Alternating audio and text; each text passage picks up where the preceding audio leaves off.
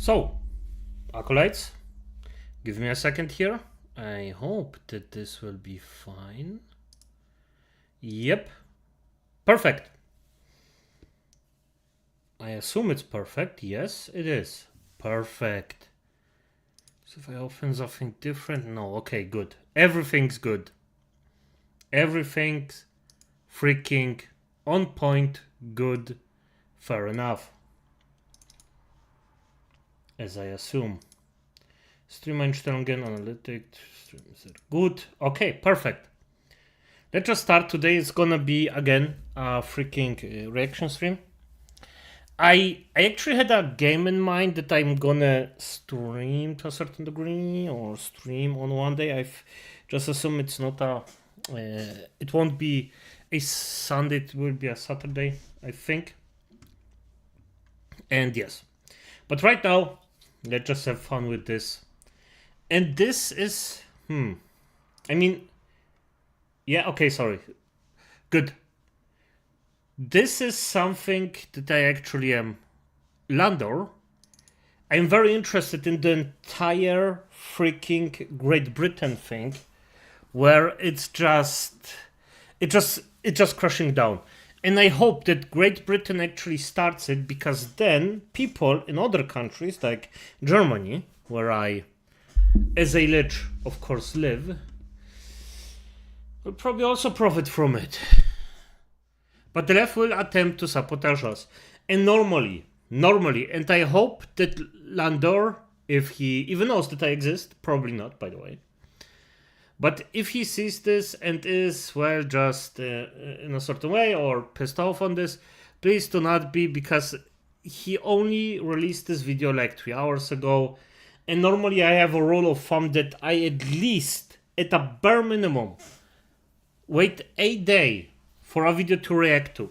But in this case, if there is some kind of thing where there is just some kind of possibility that even I, with my small channel, can even warn 2 people about this, or about a possibility that could come, I will do it. And if he actually is pissed because of this, then it is what it is. But I just hope that I can attempt to actually warn people about this. So, let's just start. I think just about everybody has seen Operation Raise the Colours. People are painting the town. By the way, Raise the Colours, basically just flags everywhere, or British flags in this case. And they actually got ripped down from, well, I mean, you can hang other flags, but the British flag in Britain, Great Britain, of course not. I mean, where are we? And if you don't know, this was sarcasm, for fuck's sake. Red and white to be specific, because the English flag is being put right back where it belongs. Good. Everywhere Good. in the country. And I think it's beautiful. I've spoken about it on this channel. It's fantastic. But yesterday I did see something that I found quite alarming. It was an image of a Chinese restaurant that had been vandalized, partly with the English flag and partly... Oh, yep, this is going on. I mean, I don't understand why a Chinese restaurant, to be quite honest. I mean, there are, like, if I recall correctly, England actually had a gigantic freaking problem with barber shops. Why it's not a barber shop, I don't understand, but okay. Maybe, I mean, this Chinese restaurant looks closed, or, I mean, entirely, not just closed because of the work hours, I mean closed, like it's closed entirely. So I don't know what to think about it. If the building is empty, then okay, fair enough. If it's not empty, then bad. With some pretty untasteful words. So yeah, we're going to talk about it. The image itself was originally posted to Facebook, and I'm just going to read the caption that accompanies it for a little bit of context. It says, I feel truly heartbroken today. My Chinese takeaway, which has been serving this community for more than 10 years, was vandalized with hateful graffiti telling us to go home. This is not just paint on the wall, it is blatant discrimination, and it hurts deeply. The police are already following up on the incident, but if anyone has seen anything or knows who did this, please contact us. We work very hard every day to serve our customers with love and dedication. The thing is, I just don't know if the Chinese restaurant was guilty or not. That's always the problem. I believe our community is stronger than hate, and I hope that everyone will stand together against this kind of behaviour. Look, everyone knows that vandalising someone else's property like this is bad, right? We can all condemn that.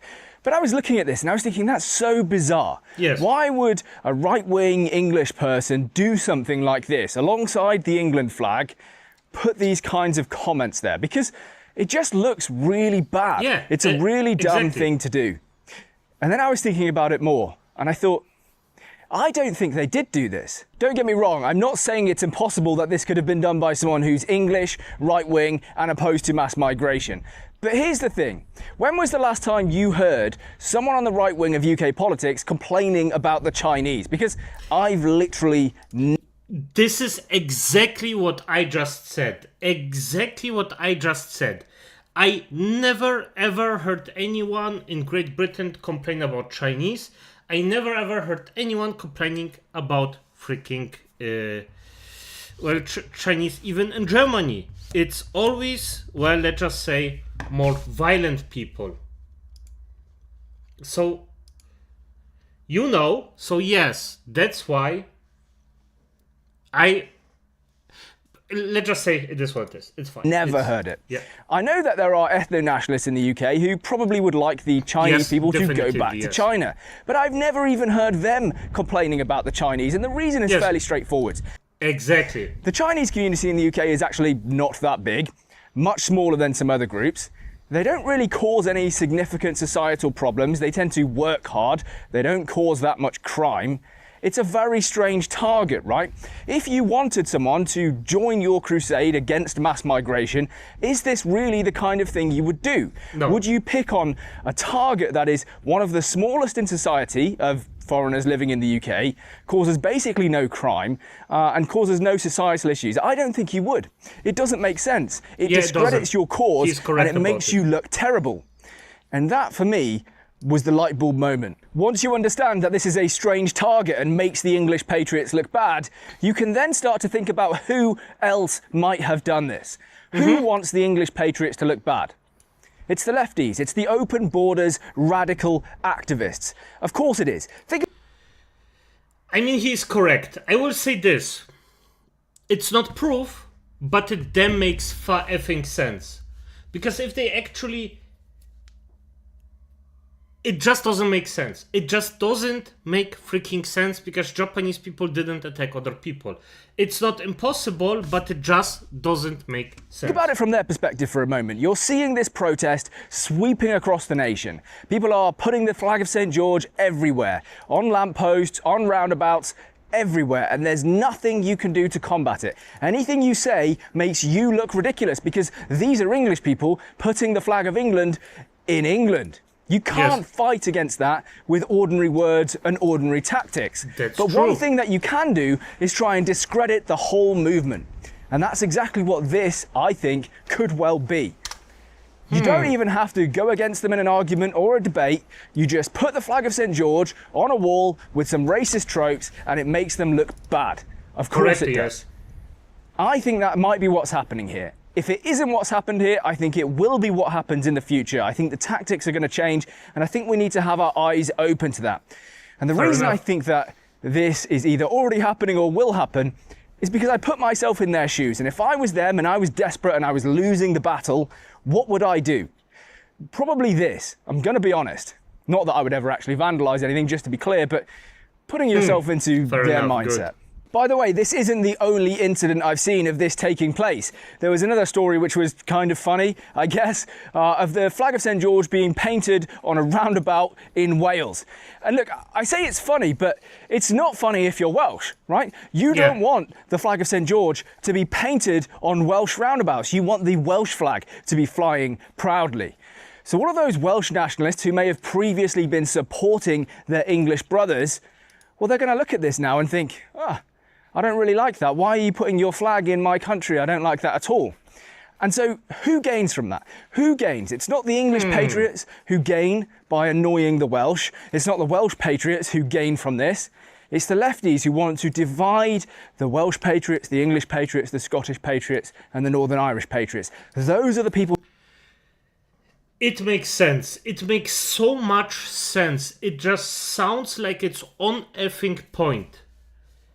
It's just the proof of it. That's the problem. That's the thing where we can say, we don't have proof for it. But it just makes sense. It's just like yes, this is the only way that this would actually happen. I'm not saying that there aren't any dumb people that actually would try to play against the entire thing, but no, this makes way more sense. Who gain from this? It makes you think. There's a reason, by the way, that these new tactics are being used or will be used, and it's because the left are losing their grip on power. They're losing their stranglehold over all of the narratives in the UK. Yes, correct. For the last 30, By the way, 40, good 50 thing. years, the left has controlled the political landscape in this country. And the Yep. way they've done it, really, if I'm going to be honest, is by calling everyone they disagree with really bad names. Correct. But you know what I... On point. This guy is so on effing point. Yes. And as soon as you stop giving a shit about it, it goes away. You just have to start not giving a shit about it. saw this morning, I saw an article from a lefty saying, calling our opponents fascists doesn't work. Yeah, it doesn't. And do you know why? Because we all recognise that you've been in control of what's happening in the UK since at least Tony Blair, but honestly, a long time before that.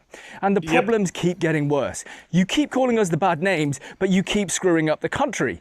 And so it's just not going to work. People are going to become immune to the names that you're calling them after a while. Good, and by they can the way. see that this is happening, right? The left, I think, are kind of in panic and spiral mode now, because no matter how many times they go to these counter protests and call everyone racist and fascists, the numbers keep growing. People don't care. People no longer care about the names you're calling them. And by the way, this is something beautiful, as it should be. And after you actually do it, you still do not, and I repeat, do not be happy after actually destroying them. You still have to stomp them in the ground afterwards. Because this is an extremely dangerous, psychopathic way of thinking. And if you let anyone go, this will just bounce off in a very negative way. I'm not saying harm them, but what I will say is, please just get them out of the country. Put them in the countries that they actually support. That would be the most optimal way of actually doing it. So the old tactics don't work. And what do you think the left's going to do? Are they just going to give up the fight?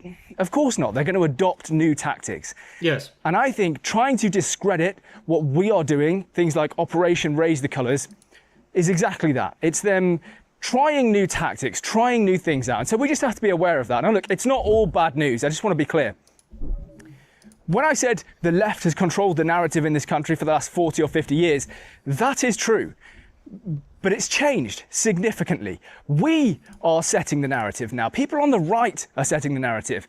Pretty much every political party has moved to a position of, we're going to do deportations, right? The right wing in this country are winning and the left are starting to panic. So you will see things like this happening more and more, these little sabotage missions. And we just have to be aware of that, I think. Just have to keep our eyes open to it and call out any kind of bad behaviour when we see it. That's also very important. Even if somebody's on your side, call out bad behavior. It doesn't matter on which side you are, call out bad behavior. This cannot go on. Do not fall, don't be as bad as your enemy. Or at least the moral things. Don't attack your own. Attack the enemy. That's fine then. It's a good thing, right? We used to be reactive, the left used to be proactive, and that has completely flipped. I think this is good. We just got to be aware. Look, for anyone who thinks that what I'm talking about here is too outlandish to possibly be true, it's basically false flag operations. And governments have either entertained or done these throughout history, right? All the way back in the 1960s, the CIA wanted to allow attacks to occur in America so that they could justify foreign wars. Now, fortunately, the president said, no, we're not doing that. That's ridiculous. But this kind of thing is either being entertained or done by governments all over. So if you think that governments are doing this, Why is it a stretch of the imagination to think that a bunch of random radical left-wing activists are also doing it? I think they are. And if they aren't, I think they will be, because we're going to win, we're going to keep winning. And as we do, they're going to get more and more desperate. So for the billionth time in this video, all I'm trying to do here is open your eyes to think about the things you see. Don't just immediately judge them for exactly what they are. Think about who benefits from whatever you're looking at and try and work out whether there's could be something more to the story. That's pretty much it. That's all I want to say, and I think I'll leave the video there. Please do leave a like, comment, subscribe if you haven't already. It's great to have you. Yep, show them some love. I think those are a few updates. We don't need to know them. It is what it is. But for F's sake, I just freaking hope, I just hope that everything will go good in Great Britain. And if they start something, even better. Not gonna lie, I wouldn't be unhappy if it actually, well, if they started something a bit more. Especially just get rid of the criminals in your effing country.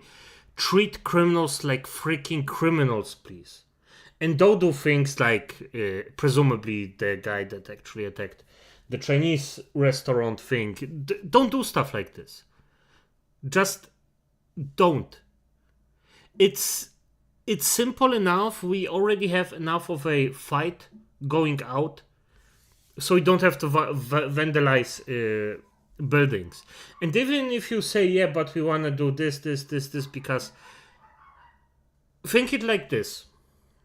If you have somebody who's illegally here and he leaves the building, it actually opens an opportunity for someone, a non-vandalized, the guy or the person leaves the building, and if it's fully attached, it can be taken immediately, reused again for something good.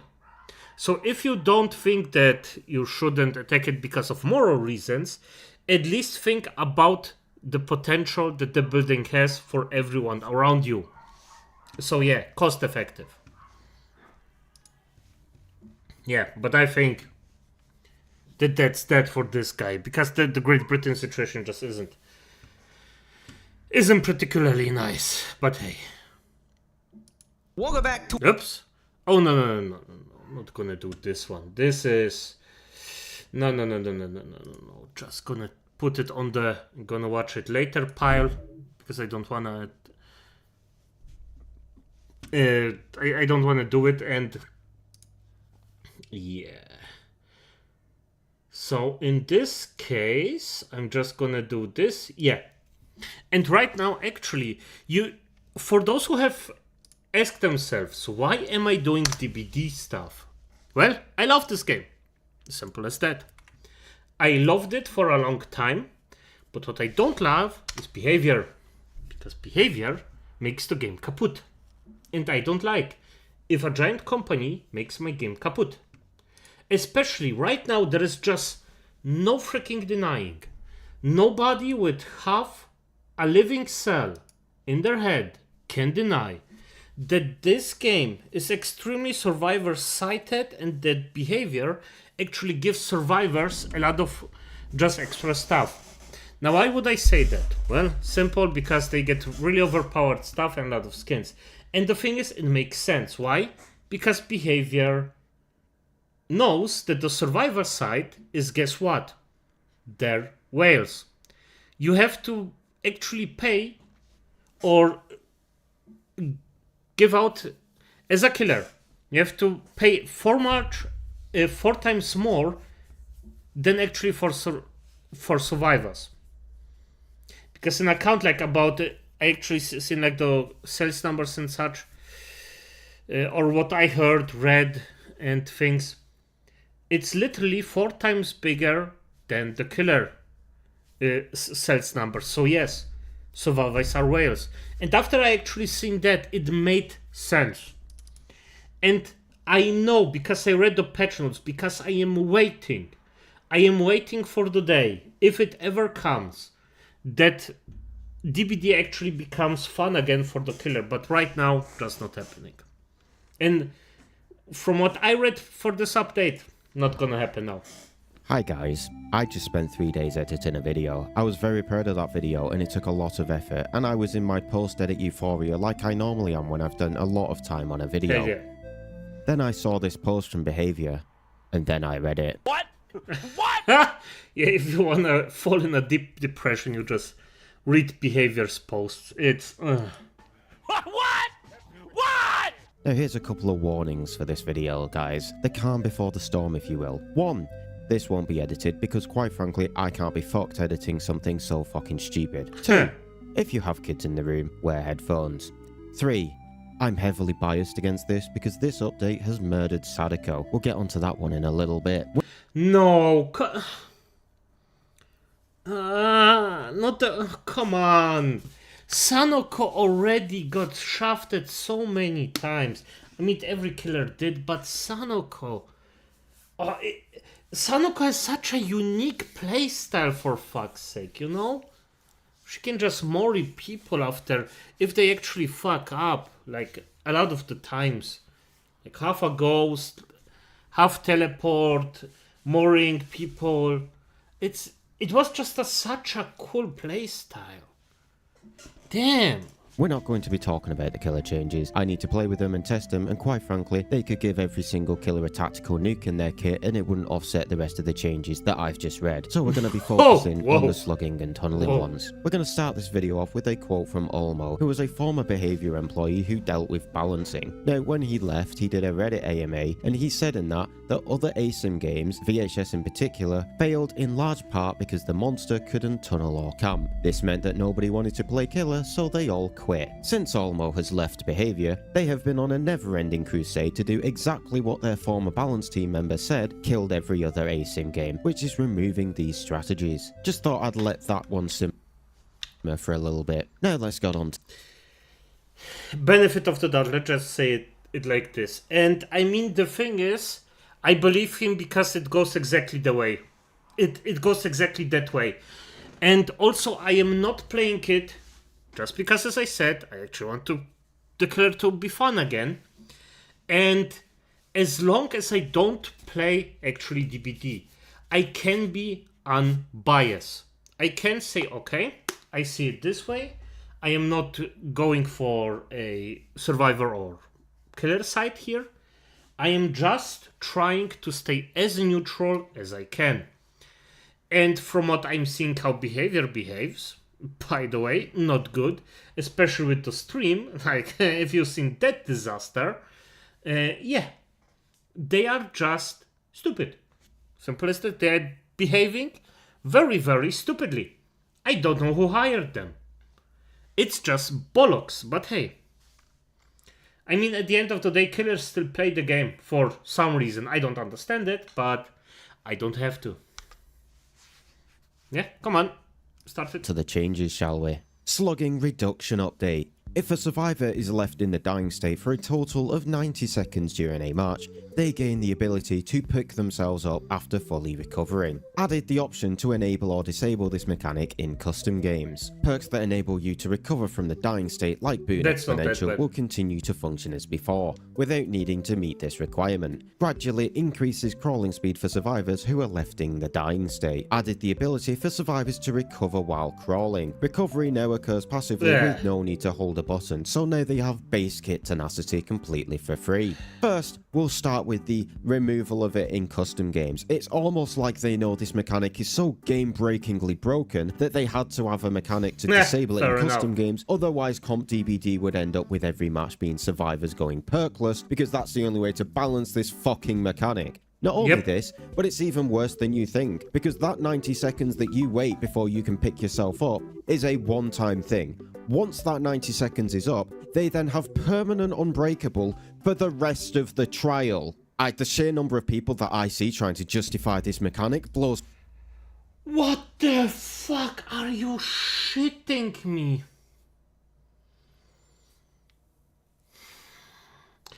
I hope the unbreakable thing is just one time. It's stupid. It's freaking. Okay. Yeah. By the way, it's not because of the 90 seconds and you can pick yourself up. That's, in my opinion, if you're actually playing Killer correct, you don't have to slag people for that amount of time. I mean, don't get me wrong, slagging is a tactic, and if you let them for 10, 20 seconds because other survivor thinks that he's smart and tries to peekaboo you and eats a hit, yeah, fair enough. So, but 90 seconds, I mean, I would say that, yes, there are some exceptions where you would do it, but the unbreakable part, well, fuck that. That's my fucking mind. Morons on the forums, left and right, must trying to justify it. Yes. And now back to your regularly scheduled program. Hey guys, Future JC here. I recorded this yesterday, and as you can hear, it was about to start getting heated. I ruined my mood for the whole day and then ruined my voice, as you can hear. So I'm going to try and calm it down and redo the rest in a bit more of a calm manner, because I ended Understandable. I up like this. And now they've made it so there is literally no counterplay to it. Oh my fucking god. Yep. The stupidity of these dev teams and the stupidity of morons on the forums knows no bounds. It's incredible. And he exploded again, the poor guy. I understand because he actively plays the game, and this is why I don't play it. Because I get invested in it, and I know a change like this would just destroy me. They don't need to be picked up because the wiggle progress doesn't reset. It doesn't reset, guys. It doesn't fucking reset, which means that they can just leave them on the floor and let them pick themselves up. So, before we turn into Danny G, I just woke up in a fucking steaming mood, yeah? so let's do this more logically and explain why these changes show the devs are completely inept. That's why I love his channel. He explains it logically and stuff. This is... When you slug someone, the reason it builds pressure is because it forces other survivors to get off generators to run across the map to pick you up. That's where the pressure is being built. When the survivor is going to pick themselves up eventually, there is no reason to leave your generator to pick them up. That's smart. By the way, you can have one unbreakable for one, so yeah, that's... I mean, if it happens one time, it's fine, in my opinion, but still, he is correct. Yes. Unless they are literally next to you, but they also have base kit tenacity. So, not only will they pick themselves up eventually, but you can start crawling to a teammate on a generator and have them immediately grab you without them ever having to leave the generator, which means you've not built any fucking pressure. You know what? I changed my mind. It's even worse than I thought. Okay, sorry. Because they've not had to stop doing their objective to pick up the downed survivor. The only pressure you gain is someone on the floor, which isn't good. Let's think about it like being on a hook, okay? The pressure built from being on a hook is that eventually you're going to go second stage, making you an easy tunnel out, or you're going to literally die. This forces the survivor to get off their fat asses from the generators to go get the unhook. So now two people are off generators. That's your pressure as killer, and then you can pressure the hook or whatever. Now, imagine if just as you were about to go second stage, you could just self-unhook yourself. Well, now there's no reason for a survivor to manually unhook the survivor because it's going to happen eventually with no downside. You might as well just sit on the generators and push your objective. Then imagine if on top of this, you could also move on the hook and like teleport to closer hook and eventually make your way to a survivor who is on a generator. Now, yes. And by the way, for those who don't know, this is survivor gameplay you see here. Yep. If you get hooked, this is your gameplay.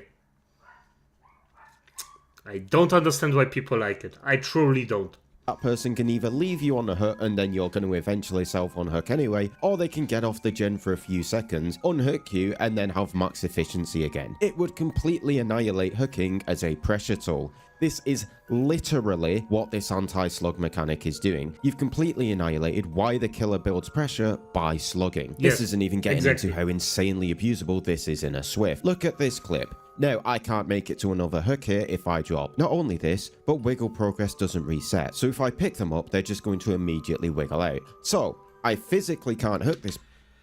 Wait, what? Oh... Yeah, true, yep. I just realized it. This is... Oh, no. Oh, Yep, this update is even worse than I thought. This is just... Oh, disgusting. And now I have a choice. Keep them slugged and then give them free unbreakable for the rest of the trial, or force them to wiggle so they don't get free unbreakable. There is literally no winning, it's lose-lose. And this is where dipshits like this one and the other 16 who upvoted them show their complete ineptitude because they've never played a match of Killer in their he's life correct and about this, seemingly don't understand the wiggle progress doesn't reset. Let's quickly go through it. So the person who was initially talking was given some examples why this is fucking stupid. There is only one hook in range and it's currently broken because of a sacrifice or breakdown perk. And then the person says, in that scenario, wouldn't you be dropping the survivor and chasing someone else anyway? If you're waiting out the hook respawning instead, how often does that take 90 seconds? The point is, if you drop the survivor and have to chase someone away, they're going to pick themselves up after 90 seconds anyway, which means that you're not building any pressure from that person being on the floor. Not only this, but this is a total of 90 seconds. It isn't 90 seconds in one sitting. So if you do this over and over and over and over and over and over and over, like a lot of sabotage swifts do, eventually they're going to hit that 90 seconds, which means they're going to get their free unbreakable, which means they... That's even worse. What the fuck? It doesn't even restart. What did behavior even fully think about it? I mean, it's logical to assume that it would... Oh no, this is... Oh... Yep. That's why I don't play this game. They have I'm still interested in it because I love it, loved it, but damn. not unbreakable for the entire trial, and you can't do anything about it. Number 2, a survivor sabotaged a hook while the killer was carrying a survivor, and they have too much wiggle progress to hook. The exact scenario I just said. Let's see what they said about this. Same as above. You'd be dropping that survivor and chasing the sabotage user anyway. In most scenarios, the survivor you dropped is getting picked up regardless. They're getting picked up regardless at the moment because they're forced to, because they're not going to get up on their own eventually. That's where the pressure's built. When they get up on their own eventually, what's the fucking point in picking them up? There's no point. It doesn't exist as a mechanic, you fucking idiot. Number 3, a survivor is under a dropped pallet and their teammate keep threatening the area and the killer needs to chase them away. This doesn't take 90 seconds. It's additive 90 seconds. That's the point. It's additive. If it wasn't additive, it would be fine in my opinion. But if it's additive, then It's an additive 90 seconds, guys. It doesn't have to be in one sitting. Same as number 3, but it involves flashlights or flashbangs. Same thing. Additives. Some places are literal hook dead zones. This is the same as the first 2, guys. It's the same as the first 2. If someone crawls into a hook dead zone so you physically can't hook them, it doesn't matter that they're eventually going to be able to pick themselves up. And there is no reason for a survivor to go pick up that person because they're going to be doing it forever for the rest of the trial for free. Exactly. That's the whole fucking problem. Meaning there is now no longer any counterplay whatsoever to complete hook dead zones. So thank you. You're a fucking idiot. So much for me staying calm, I Fair guess. enough. So, the anti-slug is disgustingly abusable and renders slugging almost entirely useless because behavior don't understand why slugging builds pressure, and seemingly neither do half of the fucking forum users. Let's get on to the anti-tunnel and try and do it quickly, shall we? So, when a survivor... I mean, I think the most people argue against slugging just because they don't understand that it's a pressure built up, and... it's boring. Let's be honest, being slugged is boring. But on the other hand, I also don't understand the argument of it's boring when you literally sit on a freaking generator and press one button all the time. If it's boring for you, then press a button sometimes like you do on a generator. Survivor is just boring gameplay. It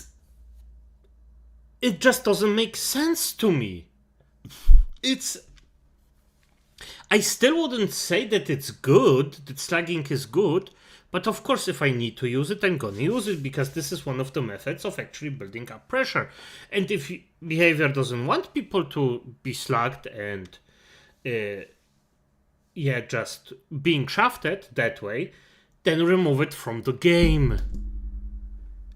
Find a different way how you can actually build up pressure. There is actually a new game or a new DBD like that has it's the circus of something. You hunt bunnies with a magician, like robot bunnies or wooden bunnies, and as soon as the killer and the magician hits a bunny, they are a one hit, by the way, he picks the bunny instantly up, and then you can shake it for an item or throw it, or if it has enough life lost, kill it. Is this a good mechanic? I think so, because the killer cannot drag you forever. The killer has to decide. I think right now it's one-time loot, and then you can throw them, or you just loot them twice. It's also a possibility.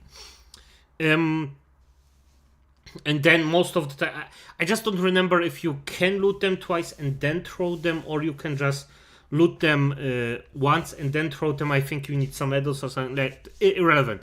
But that specific thing is actually good. Why? The bunnies don't get slugged. They get a boost afterwards. The killer just has to throw them as far as they can away. And nobody gets slugged. Simple solution. Very effective. Simple solution. Survivor is hooked, their hook status is hidden from the killer. When they're unhooked, there is no notification and their hook status isn't revealed immediately. Right. So now not only do we deny killers crucial information regarding Yes. their power-like condition. And by the way, in this specific case, if it comes to Saneko, I understand why somebody wouldn't want to be slugged, because Saneko is actually dependent on this. I understand that playing against Saneko is freaking bad because she slugs people. But nonetheless, for the survivor players, learn to deal with it. Sanako is a C-tier killer anyway, so yeah. Them start pig head trap timers, Freddy sleep immunity, etc. But we're now denying game critical information from killers as a whole. Survivors get a full UI that tells them every single thing that's going on in the trial outside of anti-camp progress. Killers are having their UI literally lying to them. Unhook notifications tells the killer when things like deliverance are in use. If someone is unhooked, they can use healing time after an unhook to tell perks like resurgence or know when 2 people have gone for the unhook. All of this is critical information for the killer's macro game, and you've thrown it all out the window. Yet another complete disconnect the developers have from how killer is played, because the developers don't actually know how killer is played at an even slightly decent level because they've never actually gotten to it. Next. Yeah, and by the way, the whales are the survivors. Basically by force, because, well, 4 times as many survivors. Simple as that. Or also, so you get just 4 survivors and a killer. So just survivors are just more often there. You just invest more money into it as if you just play killer. So yeah. We have an extra unhook effect called elusive, which is no grunts of pain, no scratch marks, no blood, and no aura. So now survivors of base kit BT, base kit unbreakable, base kit babysitter, and base kit off the record. I don't know behavior. I don't think we're holding the survivors' hands enough. How many more base kit perks are we going to give survivors before enough is enough? Honestly, in a vacuum with some killer buffs, this wouldn't be horrifically bad, but it's on top of everything else, and on top of already existing base kit perks. Next, we have one of the only good changes in the whole thing. People who come off the hook have no collision. This is fine, it prevents them from using their base kit anti-tunnel aggressively, which should have been in the game from the beginning. I agree with him, yes. Should have been. That's actually a good change, yes. Being said, you know for a fact that this game will still auto-aim you onto the person with no collision, because behavior have still yet to actually address the issues with the auto-aim. Immunity to killer instinct and wall hack on the killer. The only effect in the whole game that had no counterplay for good reason, because it directly ties to killer powers, and your powers should not be affected by anything. Killer instinct on every killer is required for macro gameplay, and yet again, it's been deleted because again, the devs are clueless. Next, we have incentives to not tunnel for killer. If you hook a new survivor, you get a mini Pop Goes the Weasel. Doesn't tell us the value, but Pop inherently favors faster mobility killers who can pressure easier. So I'm gonna be honest, this is a change that's actually positive. If you don't want killers to freaking tunnel as hard as they do, reward them for not tunneling. Finally, this easy concept actually went into their fucking heads. Weaker killers won't benefit from this much. Temporary haste status effect. Again, no information. Could be decent, but it would need to be like 20% haste for a while for the weaker killers to properly feel the benefit. Yes, that's true, but I'm gonna be honest, you could, if behavior was actually a smart company or halfway decent company, you could actually go out and, well, just basically say, yeah, we're gonna do the following. We're gonna make the haste buff for killers like the nurse, the hillbilly, the blight. Lower than for the low tier killers. And everything's fine. The ghoul doesn't need this buff. A ghost face needs this freaking haste buff. Benefits. Base kit barbecue to survivors who are equal or less hooked, so it's easier to find the people you haven't already hooked. These effects are lowered for the stronger killers. So just talking about those tunneling changes overall, if we delete the killer instinct immunity, delete the unhook notification, and these numbers are actually passable, this could have been a very welcome change. Encourage killers to not tunnel by rewarding them for it, and make it harder to tunnel. But this is behavior. So they didn't stop there. They actually added more effects to punish you for tunneling. If a survivor dies before 6 total hook states, all remaining survivors gain a repair speed bonus. Well, we're fucked. If the survivor that was last hooked is sacrificed or killed, generators cannot be regressed or blocked. What you just said is one of the most insanely idiotic things I have ever heard. That's true. At no point in your rambling, incoherent response were you even close to anything that could be considered a rational thought. Everyone in this room is now dumber for having listened to it. God have mercy on your soul. What you've done behavior is killed every single B tier killer and below in the game and forced everyone to run decent killers if they want to win against a survivor team who has a brain cell. Let's not even get into the confusing the killer by wearing the same skins and such. If you haven't got 6 hooks when you kill somebody, the survivors do their objective faster. 6 hooks is 2 people second stage and the other 2 people hooked once. To do this before you've lost every generator in the game means that you need consistent sub 30-second chases. This is not possible on the weaker killers, it's completely unviable. Not only this, but if you see someone second hook, they're basically immune before you've got 6 hooks, because if you slug them, they're going to get up on their own, and if you hook them, you'll buff the entire team, or at worst, completely remove your ability to pressure generators. What you're doing here is punishing the killer for playing the game. You now need to pick and choose who you hook. There's already 1,000,001 things to remember on killer, and you've just made it infinitely worse. Pig is also nerfed by these changes because now you're punished if you get a head trap kill and Sadako is completely dead. Nerf Pig! Motherfuckers, Nerf Pig! Sadako doesn't have a chase. Her power is killing people before you've hooked them twice. Matches against people with brain cells normally has you condemn someone at 1 to 2 generators remaining. As you can see in this background footage against good survivors, I have this Michaela condemned with 1 generator remaining at 3 hooks. This is your average Sadako match versus very good players, and this kill builds the pressure to get the win. Doing this now will allow all survivors to do gens quicker, so now you're punished for playing Sadako. Even worse, let's take this scenario. Ada has a tape and she's down with 6 stacks of condemned, so 1 more stack and she dies. Now the only way to destroy the tape in the current iteration and stop her cleansing is to hook her. However, if I hook her to break the tape so she can't cleanse, when she gets off the hook and I condemn her, I won't be allowed to kill her, because if I do, I then can't kick generators for the rest of the Yep, Sanako's dead.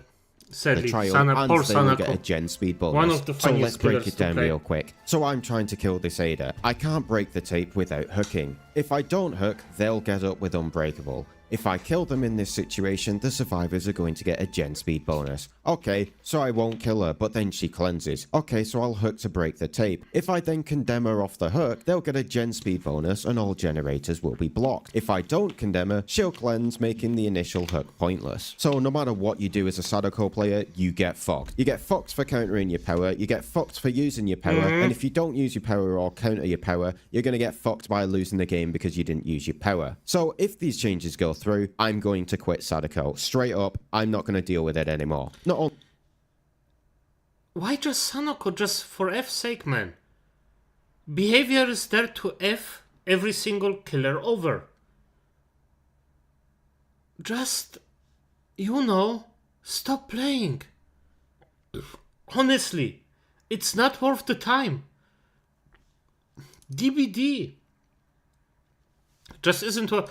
I mean, the thing is, I always forget, this is a DBD content creator. If he doesn't play DBD, well, he's basically fucked.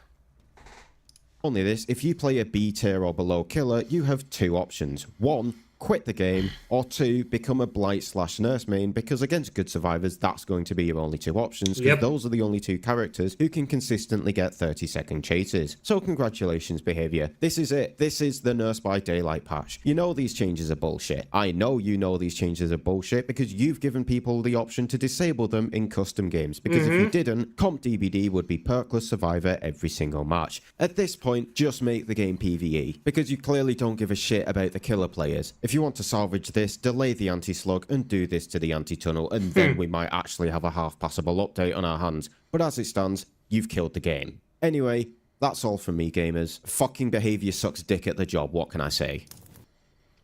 He's not wrong. That's why I quit. Even though I love the game, or love the game.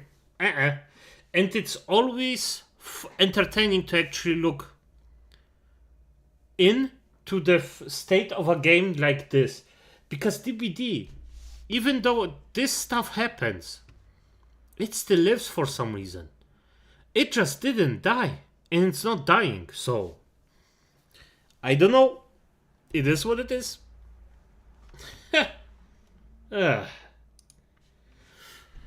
It's just funny. Well, it's actually not funny. I personally think this shouldn't exist, but hey, what the F do I know? What? What does this mean? No, it's an entertainment video. The downfall of live stream. Do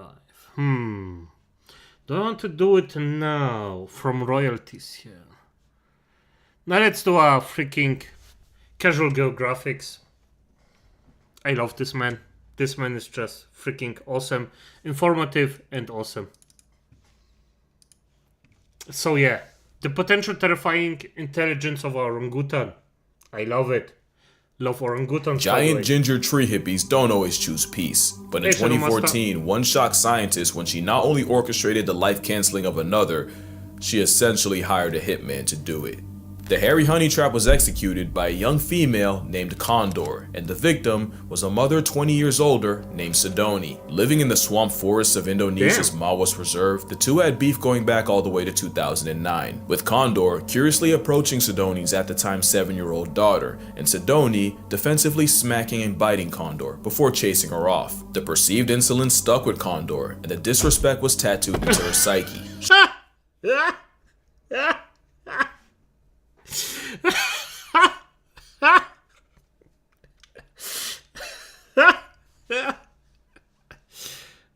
I mean, he tries to tell a very The perceived insolence stuck with Condor, and the disrespect was tattooed into her. Oh no. By the way, again, hello Shadow Master, if you didn't hear me. Psyche. She was not letting that slide. Yep, years later, Condor would catch the eye. Hey, I wouldn't let it slide either. This is just not just disrespect, but just pure humiliation of a male named Echo, and the two would eventually run into Sidoni. They both approached, and Echo seemed to inspect Sidoni, who was now jockeyed by her 4-year-old son. Echo seemed curious in the mother, before losing interest and proceeding to mate with Condor. Right in front of Sidoni. Call it passion or power play, but either way, when Sidoni tried exiting the situation, Condor escalated, ending the lovemaking and savagely beating Sidoni. But what blew researchers away was Echo going from bystander to participant. For 33 minutes, the two took turns beating on Sidoni, sometimes together, sometimes just Condor, with Echo blocking off any escape routes. It was an honest to Abe jumping, and his much larger canines meant Echo inflicted the bulk of the damage. The pair didn't stop until a fourth orang, a male named Guapo, chased Echo off and ran defense for Sidoni, before mating with her. The Orange Knight would be too late, as a little over 2 weeks later, Sidoni became past tense due to her injuries, and scientists were left wondering what they had just witnessed. In over 26,000 hours of observation, only 6 female-on-female attacks were recorded, and none caused serious injuries. Yet here was a spiteful orang leveraging her carnal currency, specifically to erase one of her rivals, and Echo acting as a hired gun. Premeditated and personal, it was a shockingly dark look into the intelligence of the forest man. One that begs the question, just how smart are they, and just what could they be capable of? I mean, it could also be some kind of freaking I don't know. To say orangutans are intelligent is honestly disrespectful, because this tree-happy ginger ape is damn near human. That is an animal that can 100% speak. They just really don't want to deal with taxes. And that's only partially a joke. Their name, orang-utang, literally translates to man of the forest, because locals swore they were plus-size people that chose not to speak because they know then they'd have to get jobs. In 2014, a court in Argentina actually granted human rights to Sandra the orangutan after 20 years of captivity. There's a cute saying that goes, if you give a chip a screwdriver, it'll use it as a weapon. A gorilla would accidentally break it. A bonobo would become the screwdriver, but an orangutan, he'd hide it, use it to dismantle his cage, and then let all his friends out. There's a bunch of reasons for this brainy Bigfoot, and one of them is them being the biggest mama's boys on Earth. No other mammal spends more time with its mother, except humans. In the up to and often over 10 years of being her shadow, baby orangs learned everything about how to orangutan. Not only that, but daughters often live around their moms even after having their own baby. This means orangutans are one of the few animals that have a legitimate culture, and what we see is a sum of generational wisdom passed down. In 2022, a notorious Sumatran male named Raucus was seen using a medicinal plant to help heal a face wound he'd gotten in a fight. The 30-something-year-old... That's actually quite impressive. I mean, using actual medicine? That's smart. That's nothing that well, quote-unquote normal animal would do. That's just not something that most animals actually think about. By the way, Shadow Master, how are you? Applied the chewed up paste of the akar kuning, an anti-inflammatory, antibacterial flowering plant traditionally used to treat malaria and diabetes. Raucus applied the paste for 7 minutes until it covered his wound, and 5 days later, it was completely healed. It's not the first time we've seen animals self-medicate. Parrots will eat clay to detox from all the leaves, and elephants will apparently eat certain plants to induce labor. But what made Raucus so radical is the simple fact that they rarely eat that plant to begin with. There's more evidence of orangs self-medicating with the same plants used by locals, and it's likely this knowledge was taught, and not by humans. Mothers will even teach their young to have the same preferences for food, so that when they get older, they can forage in the same area without directly competing with all the other mother-child pairs. Another thing this citrus simian is smart enough to understand is calculated reciprocity. In this viral video, you see this man Vitali trade snacks with a zoo orangutan. Not only did the hairy haggler refuse until he understood that he'd be getting something back, I swear you can see him check for zookeepers. If it sounds like a stretch, it's scientifically proven this untaxable entity understands the concept. Two orangutans at the Leipzig Zoo in Germany were given 3 different tokens and quickly learned that they could exchange one type for bananas for themselves. The second token type would earn bananas for the other orang, and the third type had no monetary value whatsoever. At first, the female, Doc, had no problem exchanging tokens to get the male, Bim, bananas. But Doc realized Bim wasn't really returning the favor, so she became a lot less generous. That gave Bim enough of an attitude adjustment to start trading his tokens more, until their efforts became closer to equal. There's another story of a zoo orangutan taught to exchange any trash he found in his enclosure for a food reward. Except he then realized if he just returned the trash in pieces, that would just mean more food for him, which was unfortunate when the trash was someone's phone, and tragic when it turned out to be a formerly alive possum. But what exactly is it that makes orangutans so smart? Well, the superpower is how they learn. When orangutans are spending all that time with their mothers, they learn everything they need to by watching and copying, even Nice, I love this. Orangutans are just so freaking after they leave. Young males will find an older, phalangeed male to use as a role model, learning how to be an alpha male by mimicking everything he does. Mimicry is how they learn, and that learning creates cultures. It's scientifically proven when resources are good, orangs spend more time around each other and more time peering, watching, observing the other orangs. It's not just people watching, it's gathering intel, and they don't just do it to each other. Orangs regularly learn things just by watching the humans around them. This male was seen attempting to catch fish after clocking locals doing it, and one female, Supina, tried starting a fire by dipping a glowing stick in kerosene. What the fuck? So an orangutan could easily have a freaking javelin and throw it. Insanity! That's actually quite beautiful. I love it. blowing on it, and even rubbing it with another stick. But this shadow clone jutsu can be wildly inconvenient. Camp Liki is an orangutan research and rehabilitation reserve where the Auburn apes have plenty of opportunities to study humans right back, leading to the trend of orangutans untying canoes from the dock and stealing them, and not even triple or quadruple knots can discourage them. Fun fact, it takes about a 7-hour canoe ride to get to camp, so one documentary crew decided to save time with a speedboat. They lost that time after a redman stole the boat and left them stranded. The power of perception has taught O-rings how to breastfeed, drive, and even saw wood, all from watching a human. It's said O-rings have the intelligence of a 4-year-old, but I've yet to see a toddler that did its own laundry. Now you're seeing what I'm saying. Bro's smart enough to talk, wise enough not to, and she's only sawing like that so we don't catch on. But what if I told you there's an even higher level of intelligence they can get to? Deception.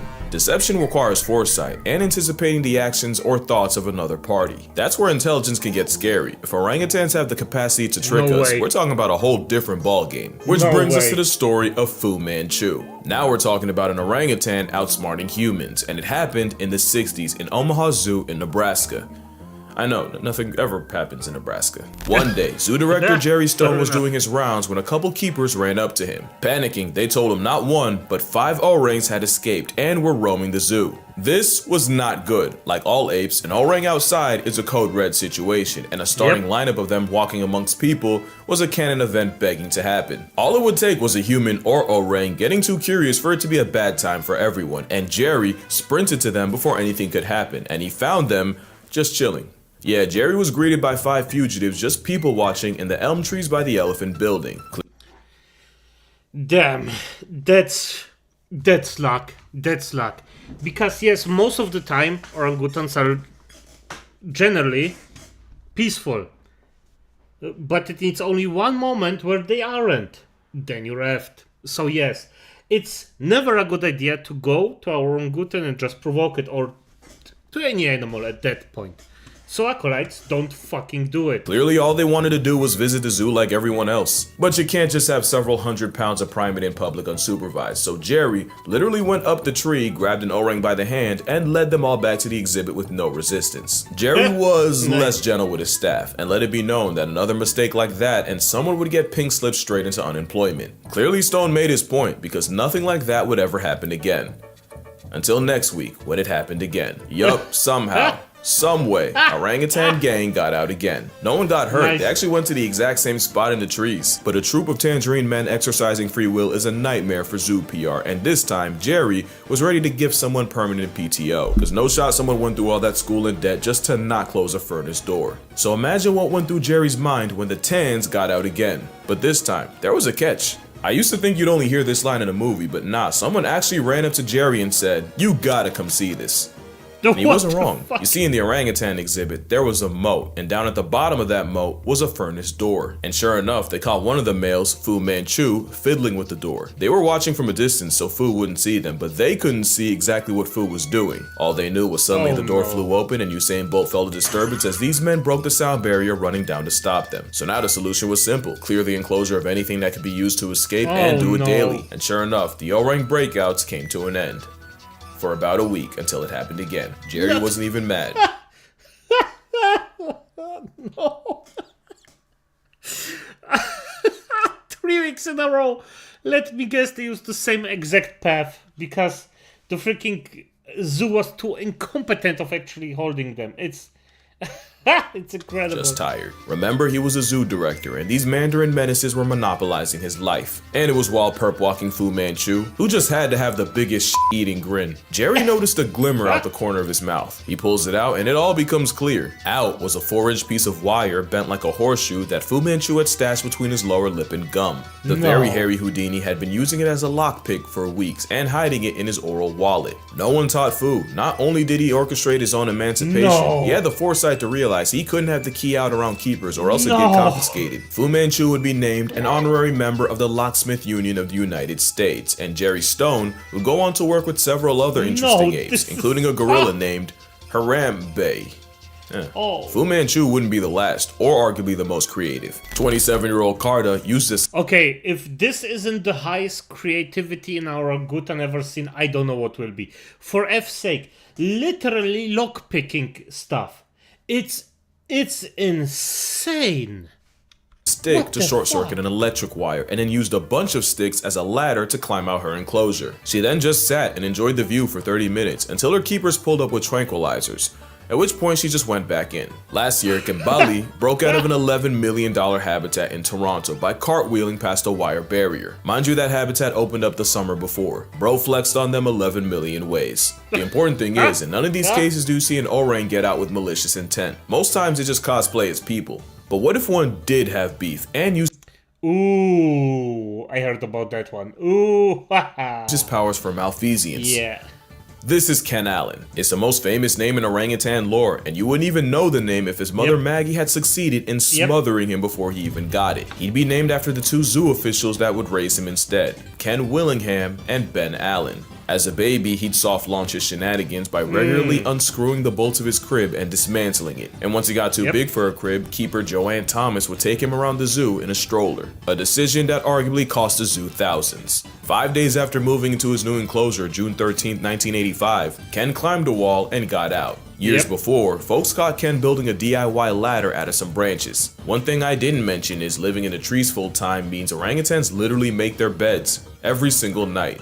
Up to 20,000 in a life. Clearly the craftsmanship carries on. Ken Allen spent his freedom wandering the zoo, taking pictures with patrons before getting escorted back. Not a great thing to happen, but no one got hurt, the wall he scaled got extended, and surely this wouldn't happen again. July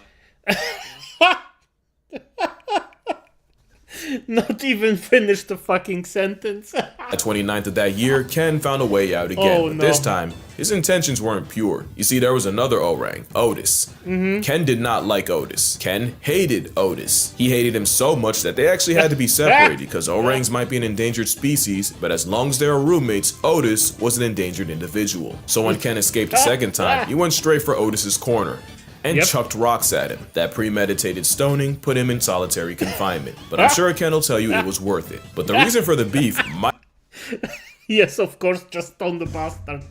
Why not? Just imagine escaping from your freaking from the zoo just to freaking stone a guy. It's might have been jealousy. Otis was the breeding star of San Diego, with nearly 10 kids and 3 wives. Ken hated him as a concept, so the zoo gave him 4. And of course that backfired, when Ken started teaching them how to disrespect infrastructure too. One day, someone left a crowbar in the enclosure, and instead of using it while everyone watched, he just tossed it aside, like he didn't even care. An actual orang move, except he threw it to a female named Vicky, and she used it to pry open a window and free them both. Also, Otis wasn't the only victim. Apparently, he took offense to a TV crew filming a documentary on gorillas and pelted them with rocks, until he ran out of rocks and started using cannonballs from his colon. Ken was so crafty, employees would only have a chance of studying him if they dressed like regular guests, cause Ken would never incriminate himself if someone in uniform was around. Ken would break out a few more times, never hurting anyone, except Otis. He did once approach a child and mumble, "No one will ever believe you," before walking away. And if you doubt that, your disbelief makes his legacy stronger. His legacy was, he cost the zoo over $40,000 in zoo enhancements, undercover surveillance, electric wiring, and even hired rock climbers to find every possible finger, foot, and toe hold. But he likely made that back and more, with all the PR Ken Allen brought to the zoo, just by... And I think he even escaped then again. By being himself. But except for Otis, who, let's be real, must have done something to deserve it, Ken Allen never used his intellect to inflict violence. Bro just wanted a vibe. But what could an orang with a human grudge do? There's a story of an orangutan actor hating his trainer and waiting until the two were alone up in a tree, where Pierre strangled his human op and threw him to the ground. But the only proof is the obscure article I couldn't find a source for. Plus, Pierre was probably in the right. Now, Joe's revenge was more than just a story. Joe was an orangutan that appeared in over 100 movies by 1919. This was a time where there were no laws against capturing, selling, and even killing wild orangutan. I mean, it's not just orangutans. If you wanted to film something, most animals were just fucked royally. It was a very bad time for animals. I remember there was one, I know, a very famous film with a dog, and they basically almost drowned the dog just for a good shot every time. So yeah, it was bad. I mean, if you I don't know if you remember Flipper, but Flipper was also a thing where they just got this dolphin and then just let it basically rot in a pool for over the night. So yeah, it was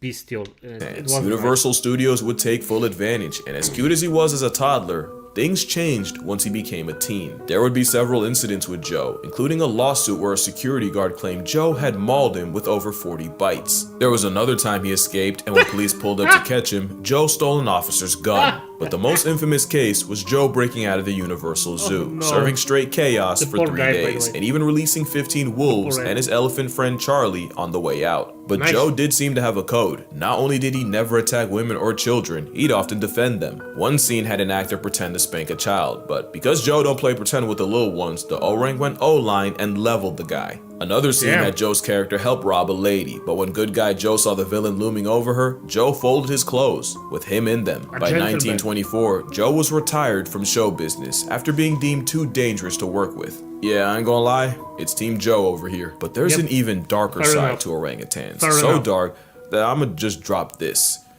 Here's an ad while you consider your options. Birute Galdeques is a primatologist and one of the leading experts on orangutans, and in the 70s, she arrived at Camp Liki in Tanjung Putin National Park, where she was immediately warned by native Indonesians that some male orangutans can find humans attractive and occasionally, physically, and forcefully act on it. She didn't Oh no. Oh no. Oh shit. Believe it, until a male walked into camp one day and violated a female cook, and even multiple people trying to wrestle him off couldn't stop the salacious onslaught. It's now advised that menstruating women either avoid orangs or walk around with a club. So as you can see, orangutans are capable of anything from petty theft and zoo escapes all the way to premeditated census layoffs.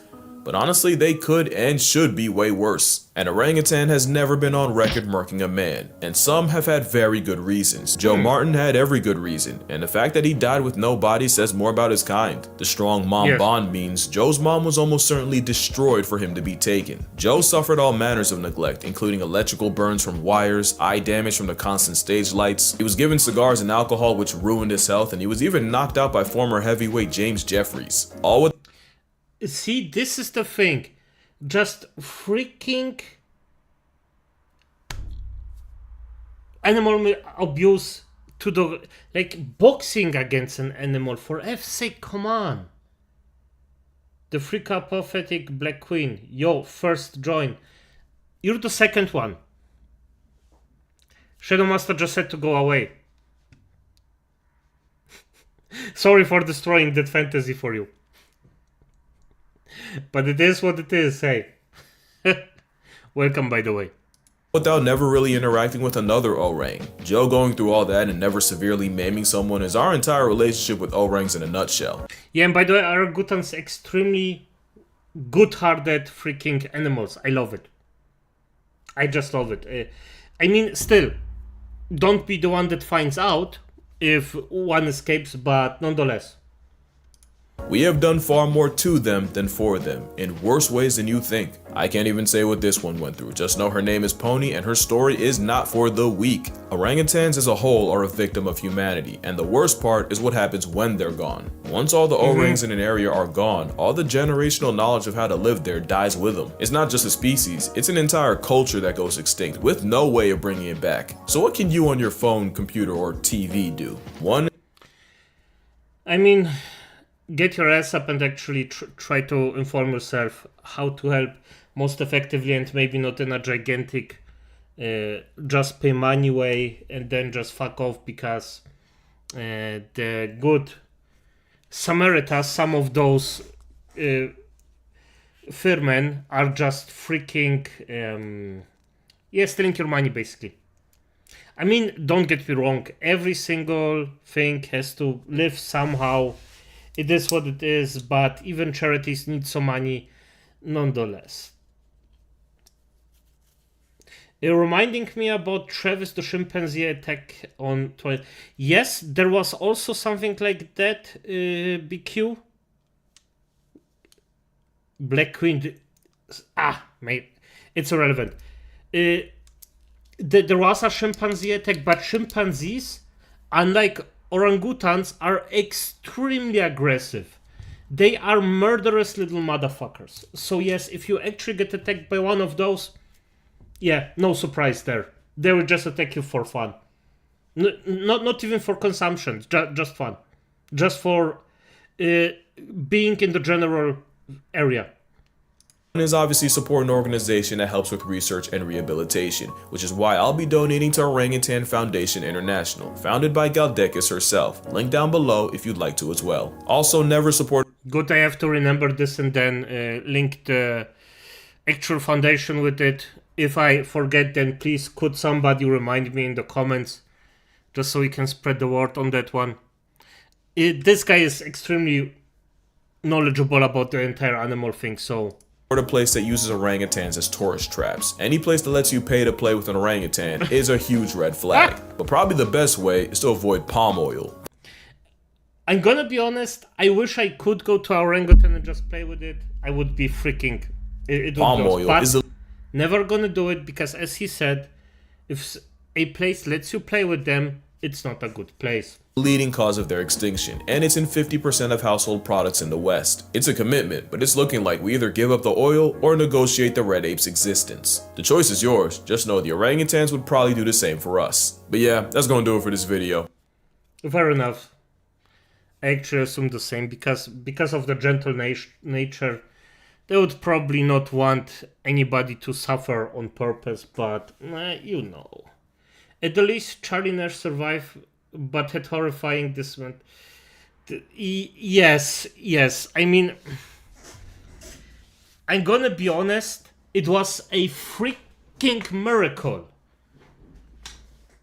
that Charlie even survived this in the first place.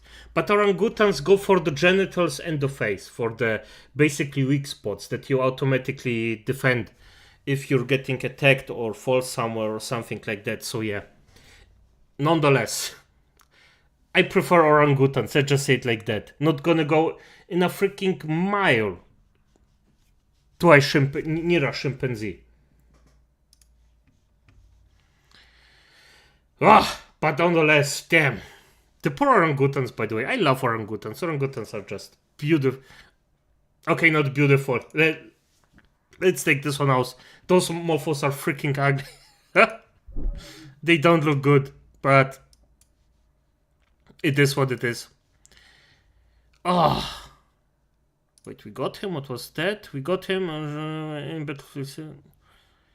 No, let's do actually Scompampulus, because I didn't do a Scompampulus video for a very long time. I am a big fan of Scompampulus, actually.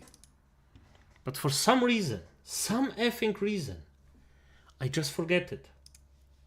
So yeah, for honest, a little apes are lightly good-natured but deadly dangerous. Yes, and by the way, this is for every animal. Even a dog is extremely dangerous if you actually let him do his stuff. So it's still an animal. But dogs are also naturally more aligned with us, so you know, it is what it is.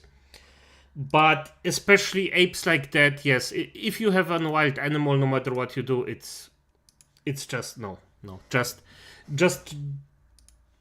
let them alone. Just let them alone.